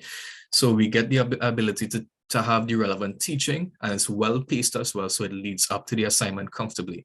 All right. And of course, well, the 2-week little break at the end of the semester, let's say that you did your first semester in level 4, right? There'll be like a little recuperation stage, like a little 2-week whilst we organize like in terms of the classes and stuff. And like once you finish your first semester, you'll be able to move straight onto your second semester after that little 2-week thing. So basically you'll be getting your performance, like your results for the both units that you would have completed in your first semester before basically you move on. All right, so that's that, and that's within the same level. However, if you're moving from level to level, there's a semester break of 4 months, right? So that's that in terms of the unit or subject delivery. Any questions here? Yeah, no? All right, no problem. So moving forward to the timetable. So this is our timetable for the semester that starts in February, and you will have access to this very, very soon. So let's have a look at this. Let's have a look at level 4 here. Let me see if I could just grab my pen tool here, right? So let's have a look at level 4. Maybe red is not the best. Maybe red is not the best color. Perhaps I should use another one, right? So let's have a look at level 4 over here, right? So you're all seeing level 4 over here, everyone? So have a look at how the semester is planned. Now you would have 3 classes starting in February if you're starting at level 4, and this applies to both new and continuing students. So students who already in the program this semester would have rotated, the modules rotated, so they could get to do the other 2 units that they have to do. New students who are starting, they would have these units to do, right? And then in their second semester, they would do the other 2 that they have outstanding. As I mentioned earlier, they rotate, right? So you have the availability of everything to do once you finish the level. Cool. So new and continuing students in level 4, starting in February, would have a class on a Saturday from 10 a.m. to 12:30 p.m. for the Introduction to Software Development module, which is Python programming, right? And of course, on Tuesday afternoons from 6:30 to 8:30, you have the fundamentals of computer science being done, and that's like a fraction out of the module itself, because this module is broken into 2 parts, therefore it requires 2 different classes. However, there is not 2 different modules entirely, it's just 2 different major parts of the modules that need to be taught separately, right? So you are taking 2 modules for the semester, but just one of them have 2 separate classes basically. Because if you look at this here, this is fundamentals of computer science here, and this is fundamentals of computer science here as well. So basically 2 separate classes, but for the same unit. So your 2 units for the first semester is Introduction to Software Development and Fundamentals of Computer Science, right? So basically your fundamentals of computer science class on a Tuesday would be from 6:30 to 8:30, right? And that is done with Mr. Arnold Ramjit Singh, who will be a lecturer there, and the Wednesday class for the fundamentals of computer science, which is basically operating systems. That one would be done on Wednesdays from the same time, 6:30 to 8:30, right? So you have a Tuesday class, a Wednesday class, which are in the afternoon, and a Saturday class, which are like in the earlier half of Saturday during the day, all right? So that's basically it for level 4. Right? Any questions here for anyone who's interested in starting a level 4? This is basically what you would be doing at level 4, right? Starting in February. Cool. All right, no probs. So looking at new and continuing students in level 5, you will have 2 classes on a Saturday. So if you start at level 5 in February, you would have 2 classes on a Saturday back to back. The first one starts at 10:15 and would last 2 hours leading to 12:15. That one is the Information Technology Employability Project, which we had a lot to say about a couple of minutes ago. And of course, the User Experience Design module as well, which starts promptly after. Well, you have a little lunch break of half an hour, and then the classes would resume from 12:45 and would go on to 2:45, exactly 2 hours long. And that would be your second class for the second module. So for level 5 students, you would have 2 classes on a Saturday, no weekday classes, right? Any questions there? And of course, it's the same lecturer teaching both of these as well, right? So the meeting, typically what he does is he just basically continues the meeting for you all rather than thing, right? So just basically you would stay in class and he would just continue from where he would have left off, except with the next module, okay? No problem. So that would have been level 4 and level 5.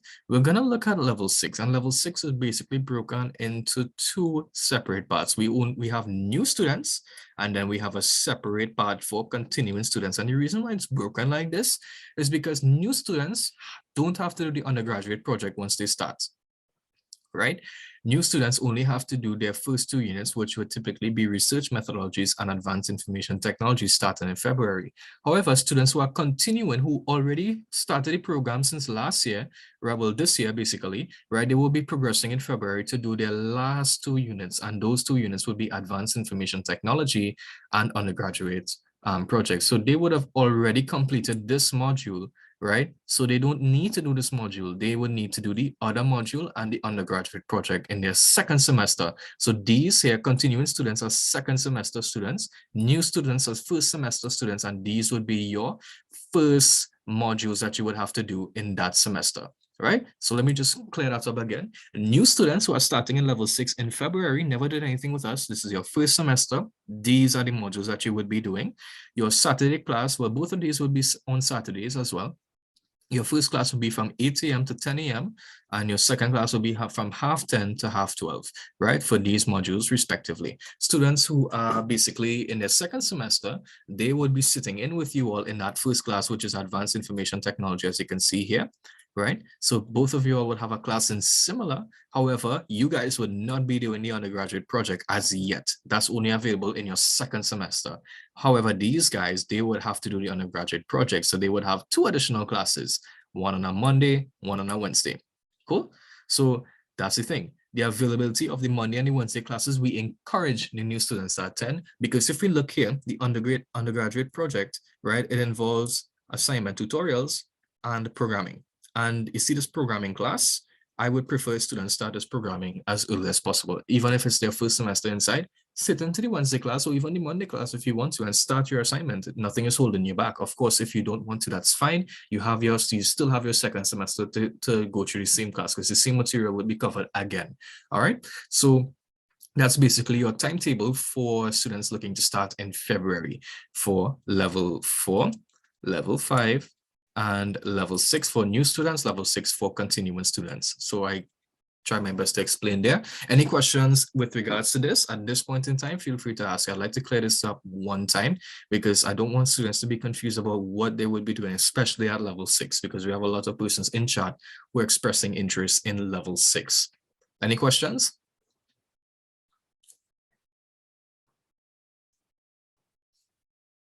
Yeah, no? One? No problems.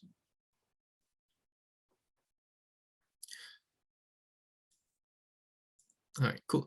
So in terms of support, now I would have discussed earlier in terms of what we would like, all of the awards that we would have achieved as well. But we're going to look at the University of Bedfordshire, what support is available. In terms of support through the University of Bedfordshire, you have, well, at CTS College, of course, you have face-to-face phone support at CTS College. We have course advisors, we have academic support, and of course, administrative course advisors, well, course and information support and application. Like once you're looking to apply for a course at CTS College, we would assist you in the application process. If it's, you're applying for the bachelor's in IT, we would be able to assist you in terms of the application, etc. In terms of academic support, we have induction sessions for all of our programs, and of course, one-on-one support once required. And these are totally free. Of course, you don't have to pay anything for student support. It's just something that we at CTS believe it should be given completely free, rather than having you student to pay. It's something that you deserve, something that you should be entitled to, and there shouldn't be a price tag behind it as well. So once students experience any sort of difficulties, all they need to do is reach out to either me or Mr. Aaron Naris, who's the program manager, or even their lecturer, and we can have a session arranged for you all for one-on-one support, totally free of cost, right? So that's in terms of academic support. In terms of administrative support, we have like assistance with registration, because each level, each semester throughout the BSc in IT, you would have to make sure that you have the correct units on both the university side and our side, so you'll get assistance with that. In terms of letters or anything that you can or you want to get from CTS College, let's say to assist you in paying your fees with the bank, or even to help you get through with a job, you can feel free to reach out to us and we will try our best to assist. Right? And of course, general student inquiries about assignments, about the start of the semester, in terms of any information, we will be able to provide here at CTS College for all programs. All right.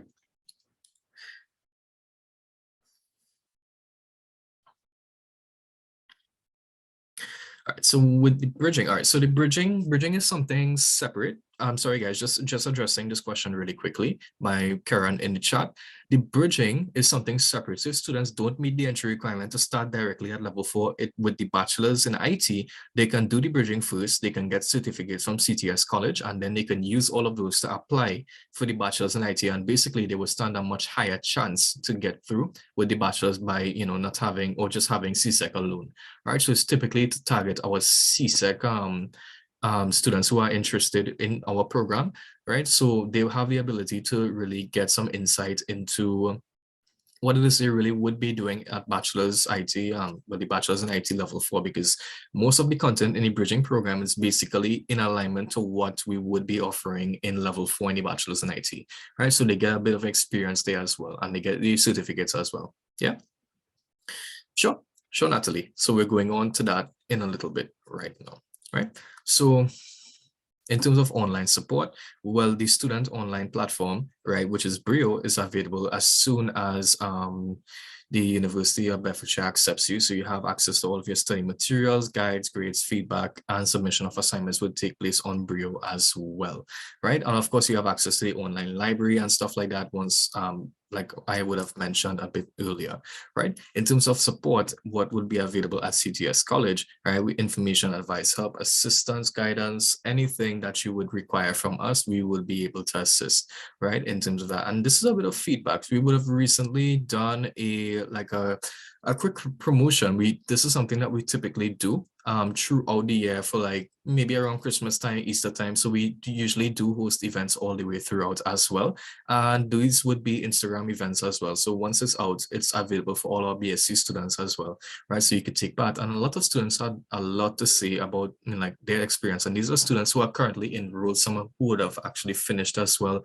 So there's a lot of testimony as well that goes behind the support at CTS College, as you can see here, right? So these are just the smallest amount here. I wish I could fit all on the slide. It would have been excellent. So when you start your first semester, right, or at the start of every semester, there's an induction session. You're introduced to the course and the structure. You have a separate session for referencing and other guidelines as well, like academics, so like more on the academic side. But your first session or your first part of induction would be introduction to the program, right? Your second part of induction would be more tailored towards referencing and in terms of academics, because the University of Bedfordshire, once you have papers to write for them, it runs through a program called Turnitin, and that would basically check to see if you would have plagiarized or anything like that. So we need to show you how to properly cite and reference work from online, because there's a lot of research projects, etc. And we need to make sure that you are fitting with that standard that the university has set. So that's a whole separate session. So there's two parts of induction. Your first one introduces you to the course or the program, and the second one is more tailored towards referencing and in terms of academics, right? So that's basically it in terms of induction. In terms of assessment, most students will be assessed through coursework, group, and individual projects, portfolios, essays, presentation, or exams. Exams are very, very minimal, right? You may have more exams in level 4 and maybe one in level 5. After that, there isn't really much. And these exams are not weighted really heavily. It's only like 30% of the entire module overall. The coursework, the group, or even individual projects, portfolios, essays are typically your assignment too. It's the bigger ones, it's worth 70% of the module, etc.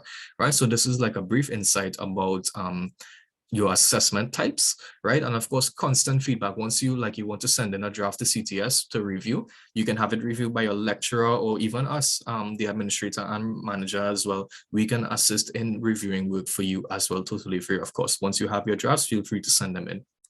Cool.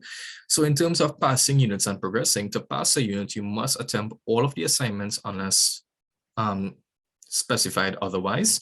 And in order to pass a module or a unit, you must gain an aggregate grade of 40%, right? So basically, your assignment 1 and assignment 2 marks must total up to at least 40% in order to pass.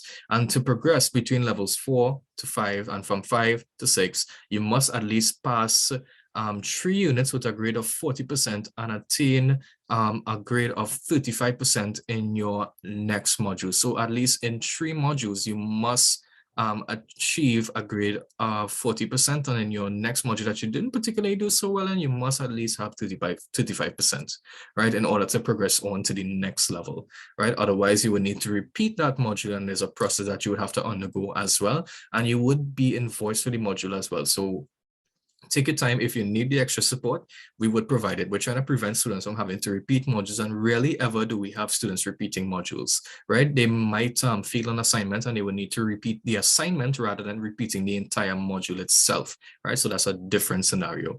So that's a bit of insight in terms of passing units and progressing, right? And in terms of award classification, again, first class honors with an average of 70% and more. Upper second and lower second cities both would fall under second class honor. All right, so you have your upper second class honor, which is the average of 60 to 69%, and your lower second class honor would be 50 to 59%. Your third class honor would be from 40 to 49%, right? But typically, rarely ever students get third class. It's more first class and upper second. It may be like maybe one student or maybe two students, so the most would get a lower second. And this is just to show. These are our recent results for students who have completed the program. In February this year, we would have achieved first class honors 42 students, which basically was the entire class. So all of our graduates at February would have gotten first class honors, which is excellent, right? In October, even going back a bit more, in October 2021, we achieved 21 students with first class honors, 4 students with upper second, and only 1 student with a lower second. And if we go back even more, right, there's a much higher case with first class and upper second rather than lower second. They haven't really been like a third class honor with us, right? At least not to my knowledge, right? So that's a bit of bragging with regards to students who would have completed the program. So in terms of resources, of course, right, if we do happen to resume face-to-face classes, the college, CTS College, our campus has, well, availability to Wi-Fi, access totally free of cost. And in terms of textbooks and stuff, like this is important as well. So in terms of textbooks, in terms of things, you don't have to purchase any textbooks, any material, everything will be provided to you from the University of Bedfordshire and CTS College. All you need to do is pay your tuition fee, that's all. So there's no extra fees for any books or no extra fees to take any assignments or everything is all inclusive, basically, if you like to call it. So your tuition fee and your university fee as well would be inclusive of anything, right? And everything. And of course, the students, at least to do this program, you need to obviously have access to Wi-Fi and Wi-Fi connection, possibly a strong one at home or elsewhere. And of course, a computer. Now, in terms of specifications for your computer, it's nothing that's way too hefty. You don't need anything that's really high performance, but it at least needs to be able to, well, it must be up to the standard. So at least something with an i3, maybe 8 gigs of RAM and some like sufficient storage, like maybe 500 gigs on an SSD on an HDD drive. So it's totally fine, right? But you want to make sure that that's your baseline well, our baseline recommendation, so that you don't receive any problems once you're programming, because it's very intense in terms of programming and what you'll have to do. So you'll have multiple applications running at the same time. So you want to make sure that your processing speed on your random access memory is it's able to handle the load, basically, right? So that's a decision that you will have to make as well. All right. So again, students must have access to Wi-Fi and availability to a computer. Personal copy of the course materials apart, well, it's downloadable, but if you, well, in terms of personal copy of the course materials, what exactly do you mean? Just for a bit more clarity.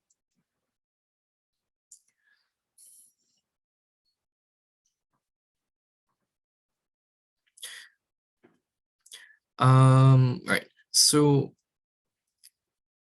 with the Google IT and the UDX design and diploma from Allison Business Management, there is a high chance that you will definitely be accepted for level 4, but we can actually try for level 5 for you, but that's depending on which one you would like to go for. So I will try for level 5 for you, right? After some discussion, once we receive your application, we would review it and we'll give you feedback on it as well. We'll have a chat if you'd like afterwards as well with regards to this. You can call me and we'll have a conversation of with regards to which level would be more comfortable in starting, because I always put forward in terms of what the student would be covering within that, and have they any experience in that field and will it be valuable to them, right? So I always evaluate what they would be like the learning outcome rather than, okay, well, just push forward and think. So we can have a discussion on it, but definitely no problem getting into level 4. We can possibly talk about level 5 as well, but that's depending on where exactly you'd like to start, right? Where you're comfortable starting.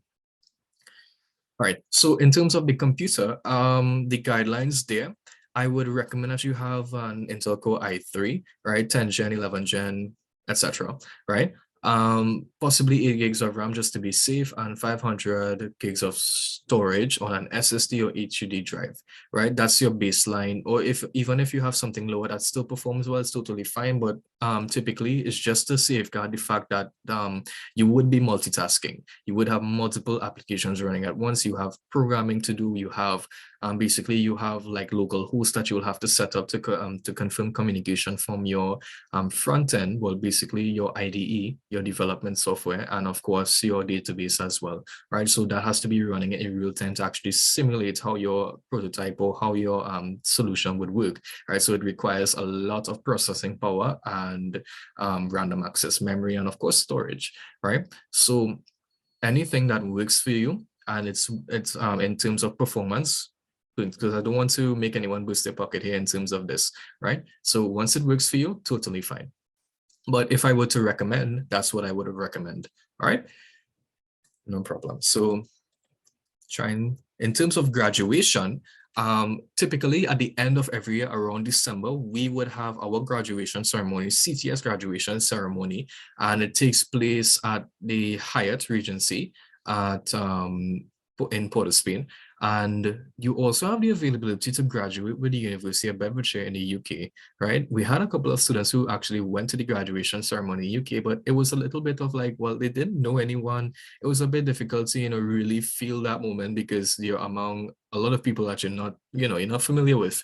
However, a lot of students always gravitate towards our graduation ceremony once they complete the program with us. And that takes place every year in December at the Hyatt Regency in Port of Spain, right? And once you complete, we'll notify you when the event takes place and you'll be invited. You'll purchase your tickets, etc., and you'll be on your way, right? So those are your two options in terms of graduation.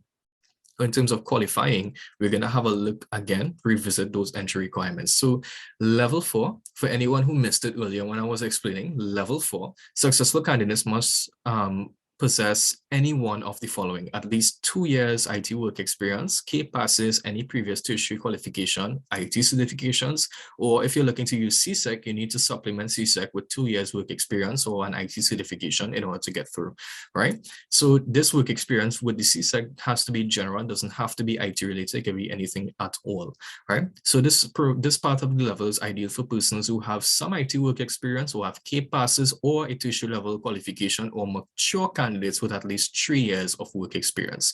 In order to complete your application, you need to provide a job letter if you're using work experience to support your application. Well, of course, you need to provide your academic certifications, like if you have your CSEC official certification received from CXC, you provide that. Your IT certs, you provide that.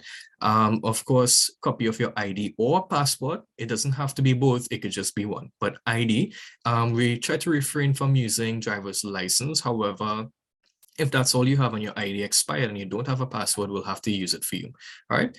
And of course, a copy of your resume, right? And your resume is standard. And in addition to that, you will need to make sure that you complete the application form as well, which will be made available as soon as the session is completed, right? So on the email with the link to the recording of the session, the application form would be available there. If you can't find it, call me, I'll have it sent over to you. All right, so that's the entry requirements to level 4. In terms of level 5, successful candidates should possess any one of the following: a level 4 IT diploma or qualification or equivalent. They must have at least K passes together with 2 years in IT work experience, or they can have a combination of IT work experience and at least 2 years in that, and of course, academic and or professional qualifications as well, right? So this level of the program is ideal for someone who has previously completed a level 4 IT qualification or equivalent, a certificate or a diploma qualification, or persons who completed who has a combination of IT work experience and who also possesses professional IT certifications, they can apply.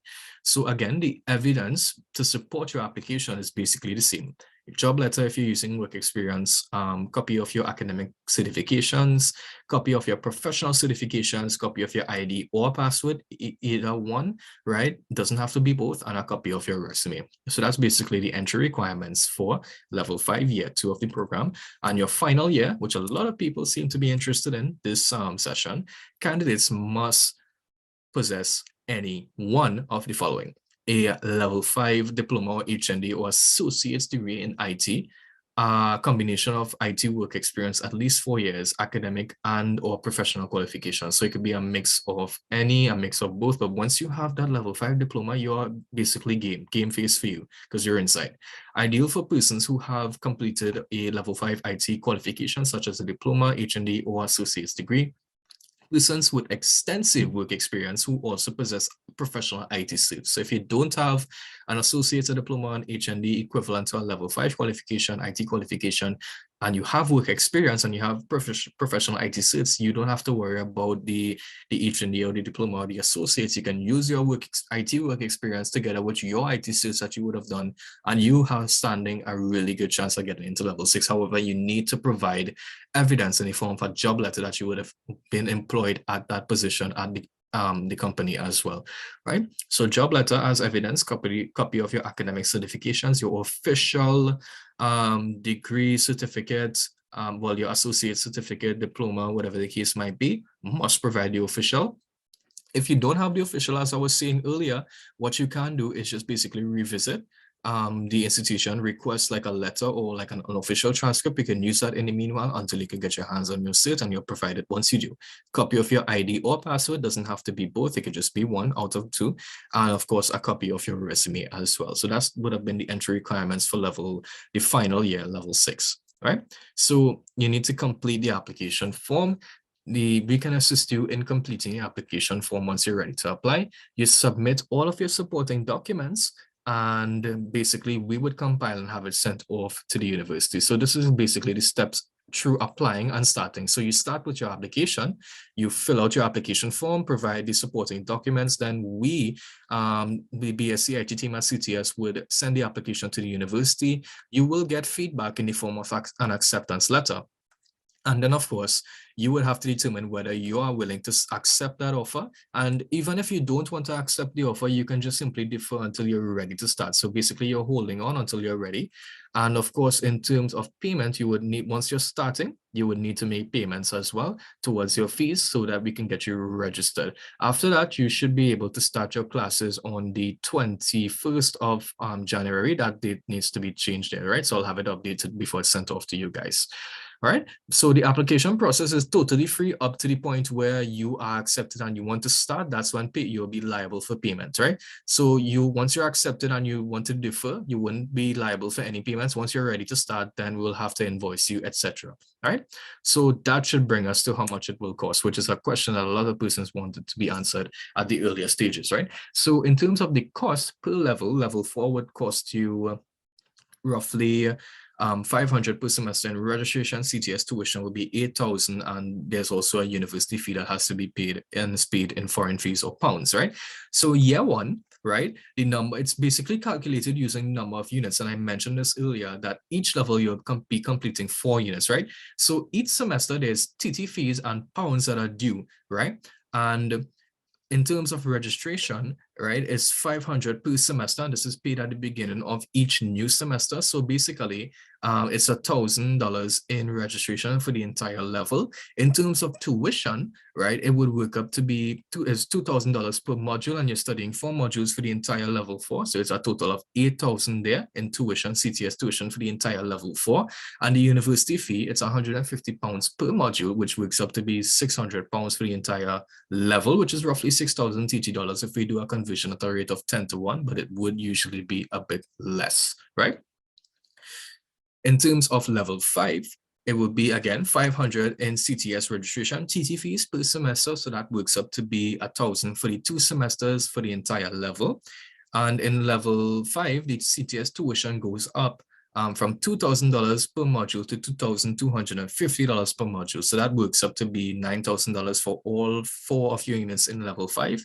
right? So that's 10,000. So that is 500 per semester, semester 1, semester 2, total of $1,000 in TT registration, and then 9,000 in CTS tuition. That's 10,000 total in TT fees, and the university fees remains at £600, £150 per module, right? So 10,000 in TT fees plus the £600, so roughly 16,000 TT dollars if we convert the pounds to TT, and I give you a total cost in TT, right? For level 6, again, the same model is being utilized, 500 per semester, $1,000 in registration for the entire level for level 6.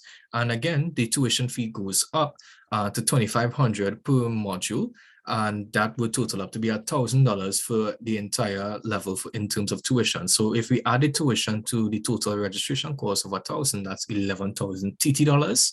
And the university fee, whereas in level 4 and level 5, it was stagnant, it was £150 per module, it raises to £375 per module specifically for the final year, right? And again, 375 by 4 units is £1,500, which is roughly 15,000 dollars. Could be a bit less in terms of the conversion rates, depending on when you purchase pounds, right? So 11,000 and 15,000, that's basically 26,000 to complete level 6. And of course, we have payment plans as well that you can follow, right? And we can tailor these to fit your needs. And this is what we're going to have a look at this point in time. So anyone needs any further clarity on terms of the total cost, right? So if you start at level 4 and you progress all the way through level 6, which the majority of our students would be doing, total program would cost you roughly $54,000 over the course of 2 years, 8 months. So you have 2 years, 8 months to clear that $54,000 figure, right? And you'll be paying, you don't have to pay for the entire level upfront. You could pay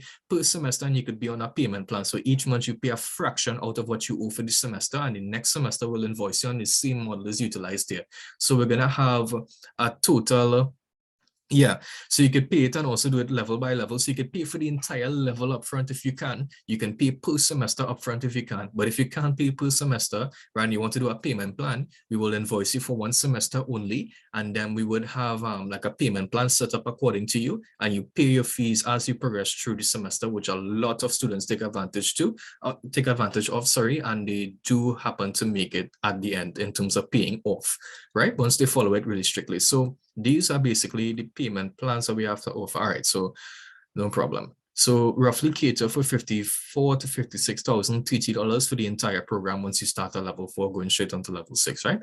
So in terms of the payment plans that we have available, all right, let's look at level 4. So again, level 4 has 2 semesters, semester 1, right? Semester 1 and semester 2 here, right? So at the start of the semester, we would encourage you to pay 500 TT, 1,000 in registration, and at least £100 up front. So that's roughly be your first payment at the beginning of the semester. If you're looking at the monthly payment plans, 1,500 TT and £150, which is roughly 15, well, this would work out to be 1,500, a little less than 1,500, right? So you basically should be paying a big like basically the majority upfront if you can. However, you can actually shift this university fee down to maybe the second month, so there would be another £150 here if you would like to do something like that. But this is based on your specific scenario. So a lot of students can't make that university fee up front. That's totally fine. All you need to do at least is pay that registration fee of $500 TT and at least 1,000 towards tuition. So your first payment could be 1,500 TT alone until you can manage to pay your pounds, right? So basically, right, that's what we say when we mean customizable, right? But at the end, your registration fee has to be paid up front, right? Your tuition fee could be paid up front. This could actually be shifted to the second month of payment and the third month of payment accordingly. But the model is $1,000 per month for the 4 months that you'll be doing your semester, right? And you'll have to squeeze in your university fees in there as well. So at the end of your first semester, you would have cleared your total tuition fee for that semester, which is 4,500 TT and £300, right? £150 per module. You're studying 2 modules, right? And it's $2,000 per module, and you're studying 2 modules here. So that's basically TT fees and pounds worked up there, and while your registration, 500 TT dollars. So 4,500 TT, £300 for that semester, right? And for your second semester, the exact same module is utilized, right? So you have the availability of the same plan being used in your first semester to be used again in your second semester to clear off. So by the time that you finish level 4, you would have cleared that bigger figure that we would have done on the previous slide there. You would have cleared that 9,000 TT and 600 pounds, right? And you would be able to move on to your next semester, etc. Excellent. So again, I need you all to contact me so we can work this out. Now, this is a proposal. Even what is here could be changed, could be modified. So even if you can't make that registration fee upfront and you can't make that tuition fee upfront, fine. We can work on something else out. And that is a case-to-case basis thing. But the rule of thumb is once you finish this figure, this 4,500 TT, this 4,500 TT and 300 pounds. Let me just clear only the ink on the slide. Once you clear this figure before semester 1 ends and semester 2 ends, right? You're good to go. So once you pay your 4,500 TT and 300 pounds before your first semester finishes, you're good to go, right? And then the same thing. So like, even if you don't follow this payment plan entirely, you still have the availability of us like scheduling a separate plan for you. And once you pay off your semester fee before the semester ends, you're in the clear. All right. So this is the payment plan structure that we have for level 4 that is fixed, but it's pending change once you want to initiate change there. All right. So let's have a look at level 5 payment plan structure. Right. So the payment plan structure is a bit different because the tuition fee would have gone up, and of course, to compensate for that, we will have to pay a bit more at the beginning or end of each month, right? So again, upfront, 500 TT registration, you can pay 1125 TT upfront as well, and the university fee is 150 pounds. Again, this could be shifted down if you're not comfortable paying this upfront, right? So your first payment should be 1625 TT and 150 pounds if you have the ability to make the pounds. If you can't, just 1625 TT upfront.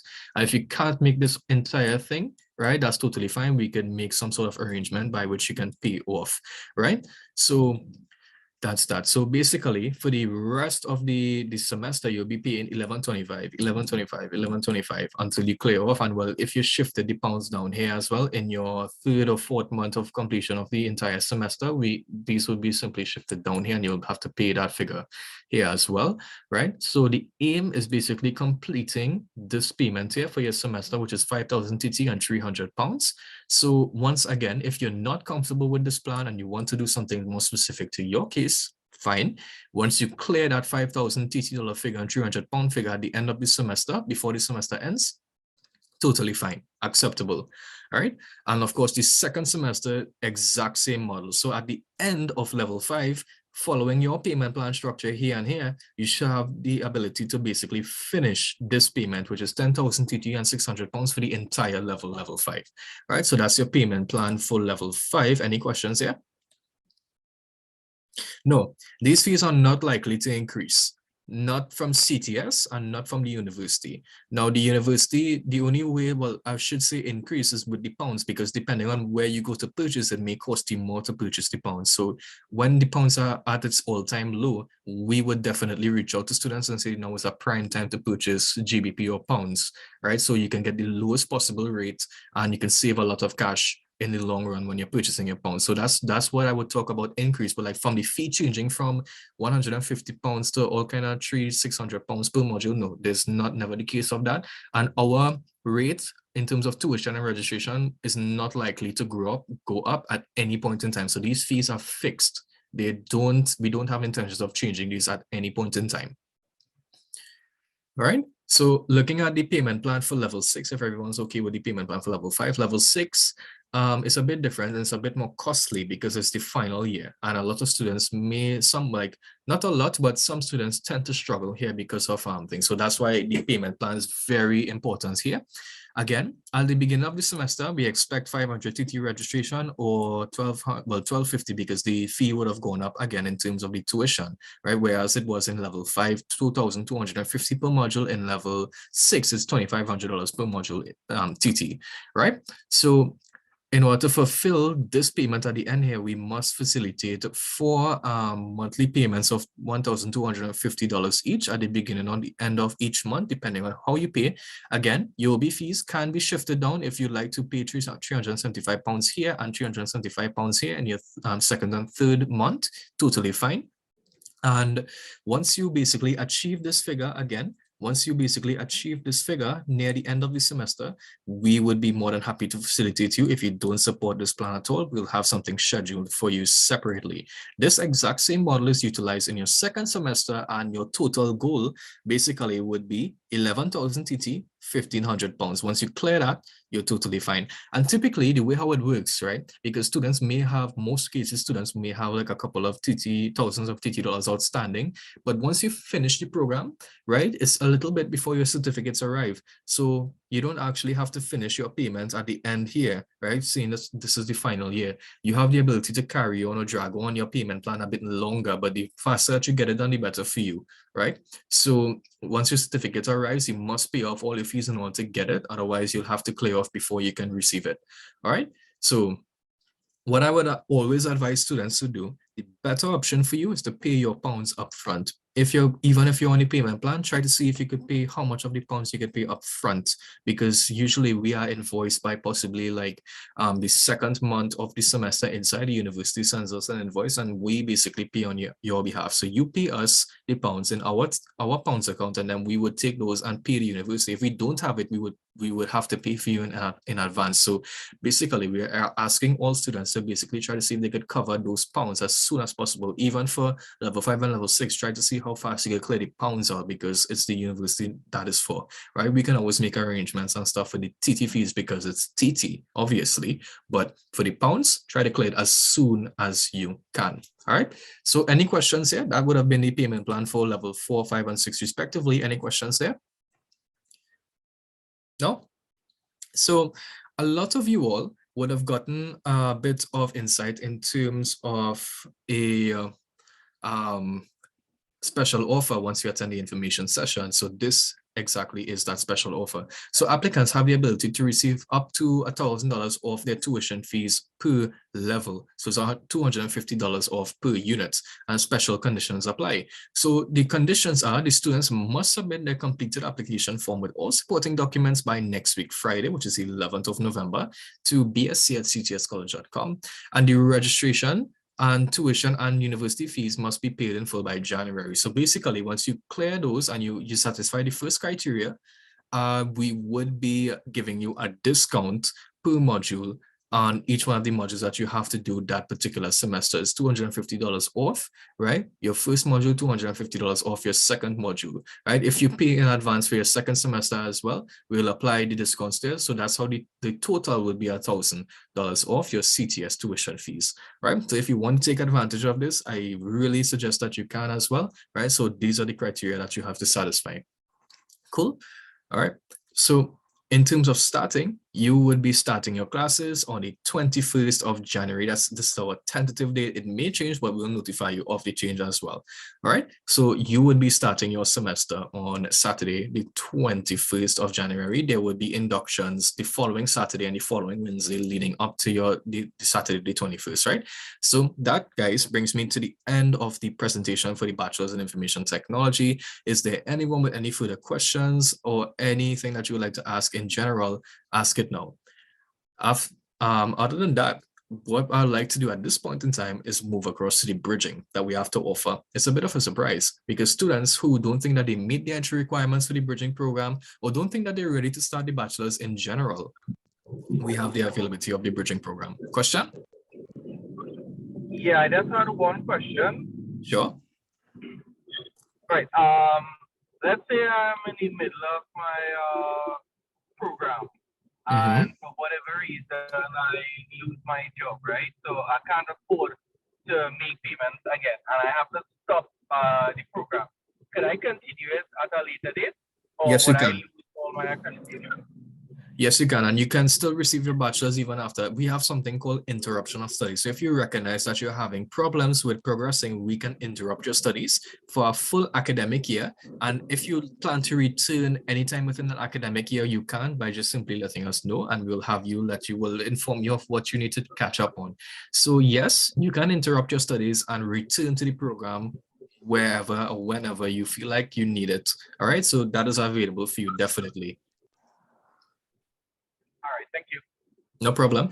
All right. Any more questions like that? Hi, good day. Yeah. All right. What I was asking earlier on in the chat, Mhm. can I just do, let me say, the level 4 only, and if I want, like later in my life, I decide to do the level 5. You understand what I mean?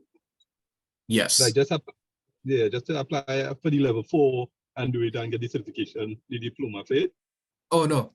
Certificate. All right. So the way how our program works, you must complete all levels of the program in order to actually receive some sort of award, which is a bachelor's degree. So like intermediate, like diplomas and stuff would not be given from the University of Bedfordshire. So they would have made it clear with us as well. So we've actually tried reaching out to them to get them to do this, but they haven't. So the only thing that you could really hold on to is your interim results. Right. So it takes you like to complete level 4, complete level 5, complete level 6 in order to achieve that that bachelor's degree. So you won't be getting anything in the interim. However, again, if you're starting level 4 and you look to like just hold off on your studies until you can resume later, the interruption of studies is there for you. So you can interrupt your studies and then return when you feel that is much more comfortable for you to return and to continue your studies as well. There's the availability of that. However, no intermediate diplomas will be issued throughout the program.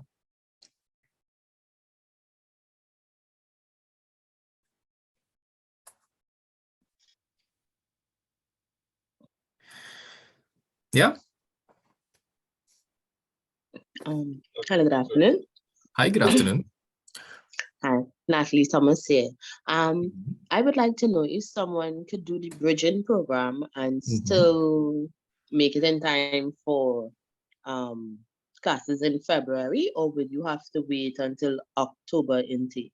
First of all, I should ask, how long is the bridging program for?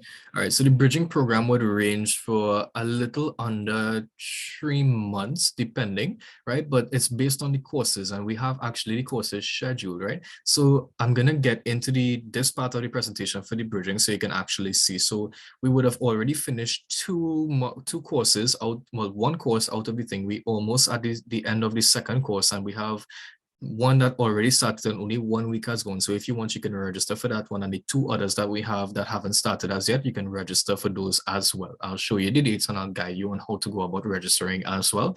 There's a registration form that needs to be filled out, and it will be provided after the session, of course. Once you have that filled out, you keep in contact with me. I can have you registered and you can be added to where you need to be for your classes once it starts. Once it finishes, you'll be assessed weekly as well, right? So you would be given like little assignments or little tests as well along the way, which would lead up, well, like 25%. So like basically it's 4 classes that we're looking to have for each one of these courses, or each one of the little units within our bridging program, right?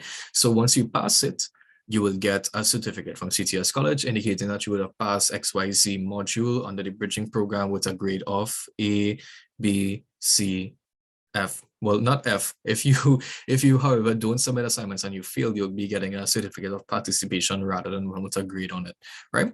So yes, I think that you should be able to complete it and use those to actually apply for the bachelor's in IT and get through in time. It's totally fine because we have worked out like tentative times as well, and the registration deadline could be for like submission of applications would be pushing into January rather than the end of the years, and we're looking to finish the bridging program by early December. So definitely you would have enough time to get your certs from CTS from the bridging, and then use those to add it to your application for the University of Bedfordshire BSc IT, and then apply and be accepted early in January, right? And from there, you'll be starting your classes in February, right?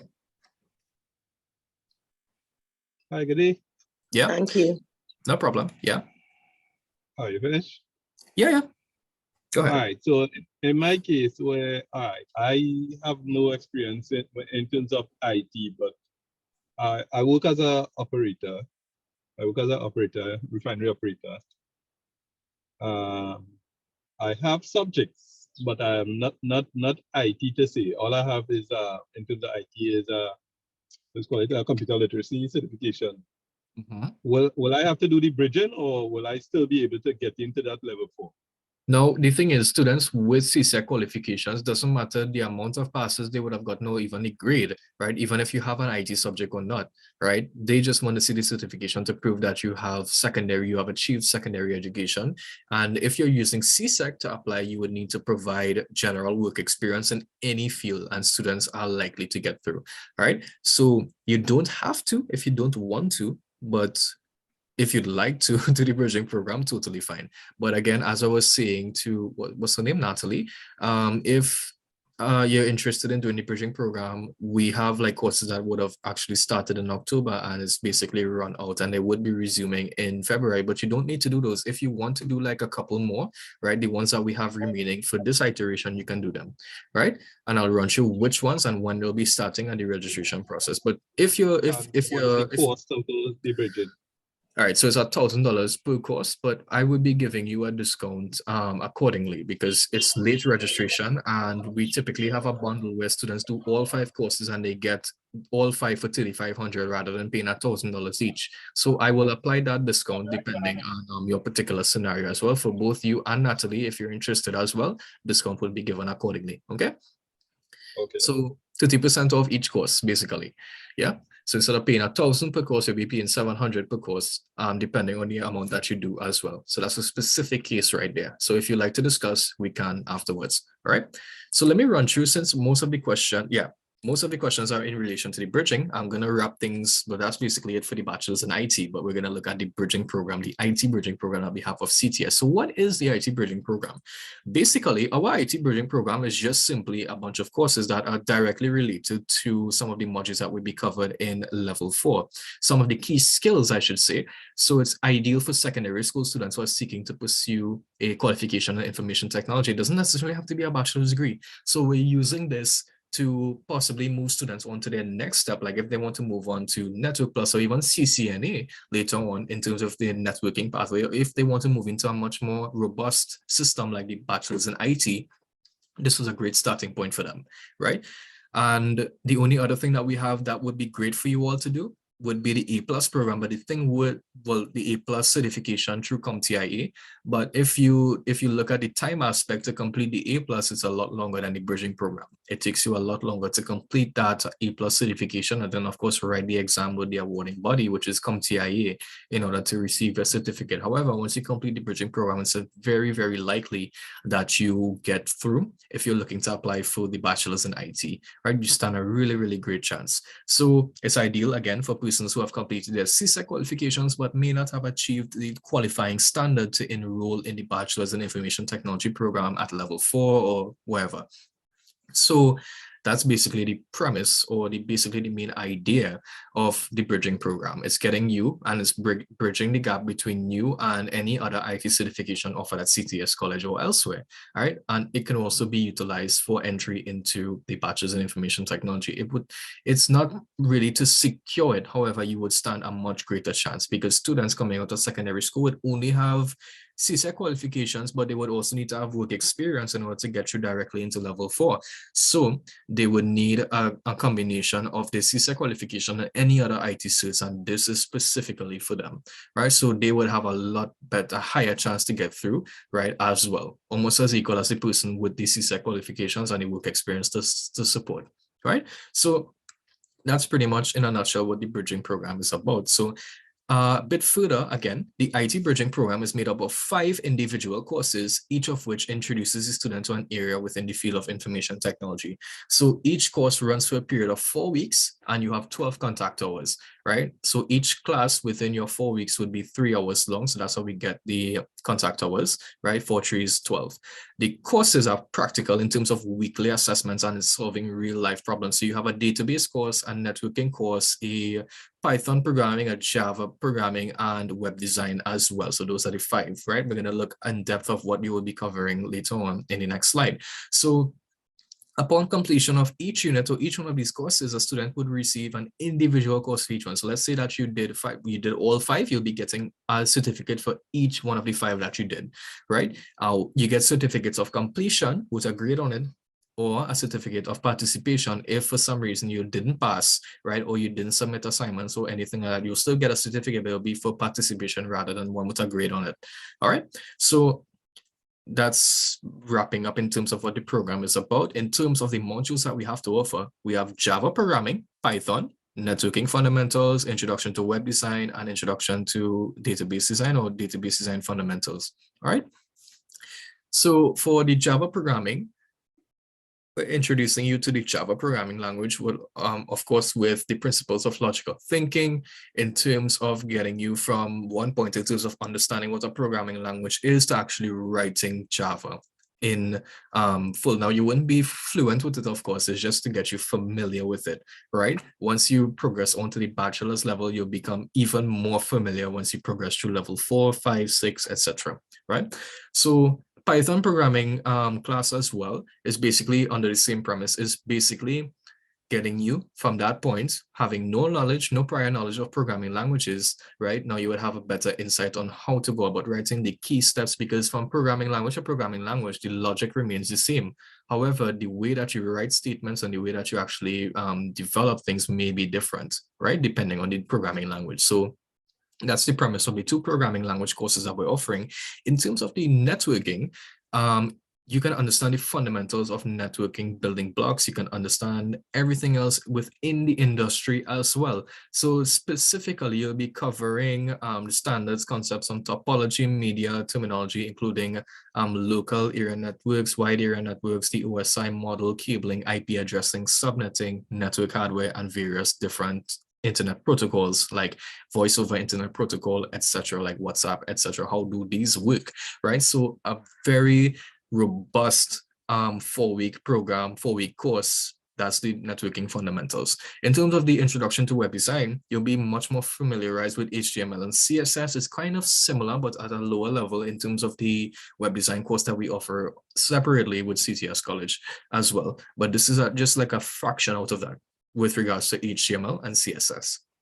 You'll also be given practice files to help you understand the principles of HTML and CSS that you would need to develop a website. So the idea is to actually, at the end of this course, you have the ability to develop a website using HTML and or CSS, all right? And of course, database design fundamentals, students would understand the fundamentals of database design from a holistic viewpoint. So the business model, the idea that you have like a specific task to complete and you have to build a database to achieve that, you basically achieve that, right? So they take you through the whole idea of from the blueprints, you mapping out on paper, pen and paper, what your database would look like, basically the normalization process in terms of making sure that all of your fields within your database records data, like in terms of writing SQL code as well to run queries on an existing database. All of those would be covered under the database design fundamentals course within the bridging program. So all of these, if you do all of these, you'll be well prepared, or at least well informed once you start your bachelor's in IT, once you're accepted to start your bachelor's in IT at level 4, right? So in terms of the starting times, these here that are highlighted in this color, these are basically finished.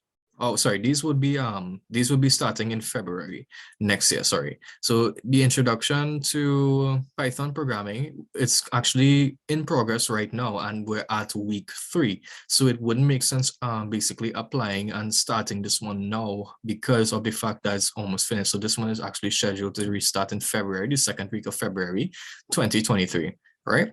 And this one here, the database design fundamentals, this one has already finished. And again, this one is scheduled to be the 3rd week of February in 2023.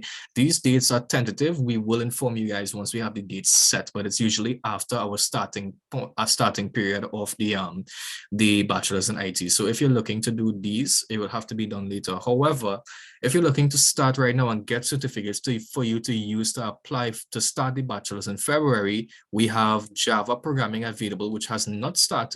We have networking fundamentals, and only 1 week has started. The next class for networking should be this Wednesday. This Monday, I believe, right? So if you want, you can be registered for that one as well, right? And we have recordings for these sessions as well, so you can basically review. And if you require assistance specifically on any assignment that you have to undertake, it could be done there as well. And of course, the introduction to web design has not started as yet, right? So you have the availability of these 3, 1, 2, 3, and you can register for these and start. So basically, you can still have 3 IT certifications in the bag that you can use to apply for the bachelor's in IT, right? So when you're filling out your registration form for the bridging, which will be provided later on, you can have these ticked off, right? And we'll work out discounts, etc. accordingly. All right.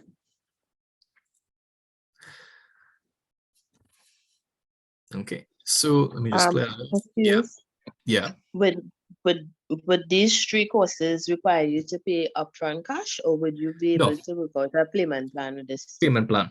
We will work out a Thank payment plan you. for you. No problem. Thank you. No problem. So doing them individually, again, would cost you $1,000 each. However, if you're looking to do all 5 at once, or seeing that you guys are registering late, right, I could still apply the discounts. I'm giving you the opportunity to take advantage of that. You'll get 30% off each one that you're looking to do, which would apply to you all who are registering late, right? So if you're looking to do all 5 with the bundle, you'll get it for $3,500. Look at our price difference as compared to doing them individually, one by one, at different period of time. 5,000 versus 3,500. Obviously, you're going to gravitate towards doing all 5, right? So that's the idea. And the best part about it is you have 5 certifications that you have in the bag to apply for your bachelor's in IT, right? So take advantage of it, definitely.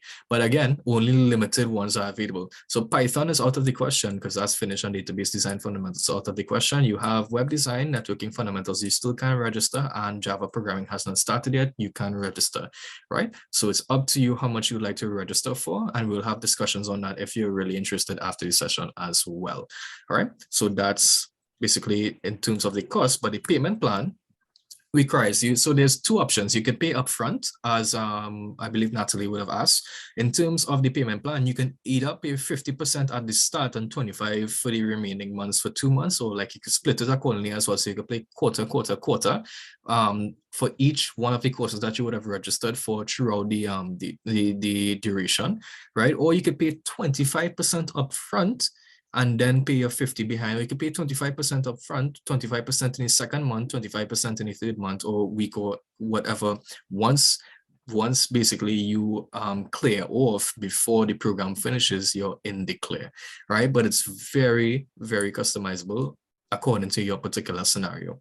Yeah, but this is the idea that we're going with. So you're paying half up front, right? Depending on what your total cost will be, depending on how much you do, obviously, right? And once we, if there's discounts to be applied, we'll give you the figure that you have to work with, and you'll pay that amount upfront, like 50%, or you can pay 25% upfront, which is quarter, and then of course clear off the balance as you progress through, right? So much more open, or like customizable by the student themselves. So it's not like something that's fixed, but this is our recommendation.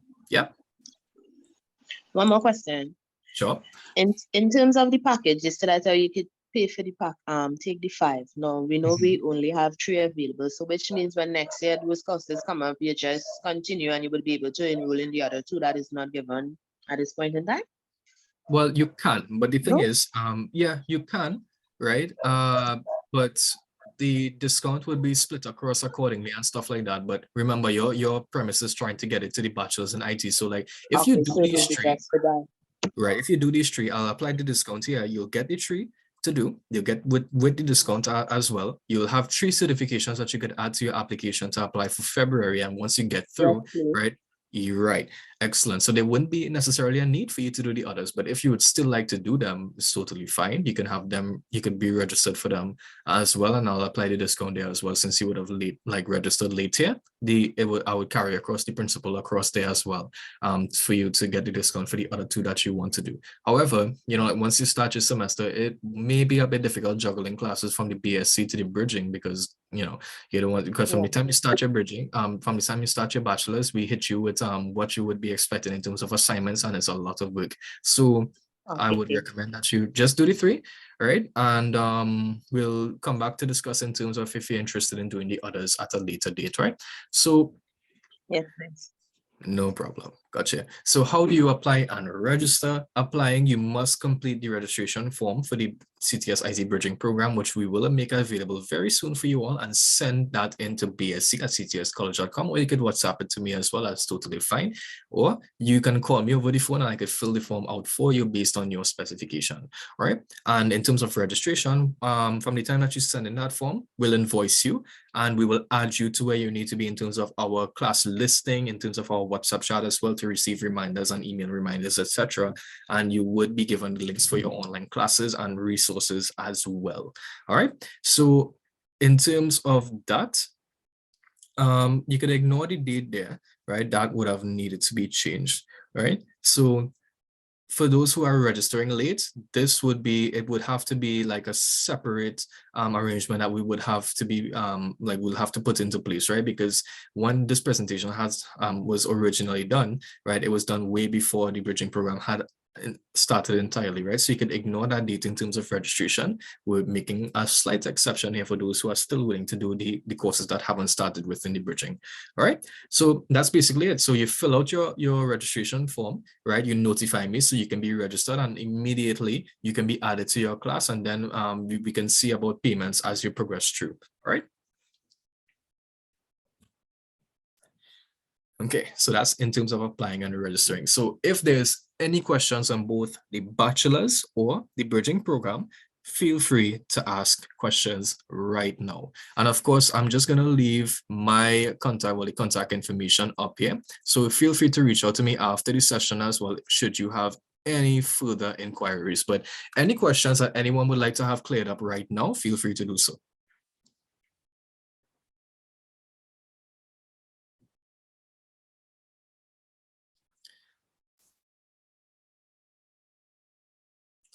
Going through the chat to see if there's anyone with any more questions. If there's no other questions, feel free to, like, I know some persons may not be comfortable asking questions right away, but feel free. All right. Well, I will definitely like to enroll in the bridging program because I think it might give me a little more confidence in level 4. So No problem. you could always send me. No problem. And guys, if you can complete that quick survey, it really assists us a lot in terms of our marketing, the way that we do things to reach students, all ends of our country and even internationally as well. And again, since there's no more questions, Natalie, if you may, I'll call you right after so we could sort out registration. Okay. So thank you so much, guys. No problem. Thank you. Yep. No problem. Thank you so much, guys, for attending the Bachelor's in Information Technology Information Session. I'm so happy that you all would have joined us today, and feel free to reach out to me at any point in time or reach out to any one of the individuals listed here on this slide. You can take the numbers, take a screenshot, and reach out to us as soon as the session ends, right? But again, thank you so much. The recording will be posted in a little bit, right? I hope everyone has a blessed day. Take care, everyone.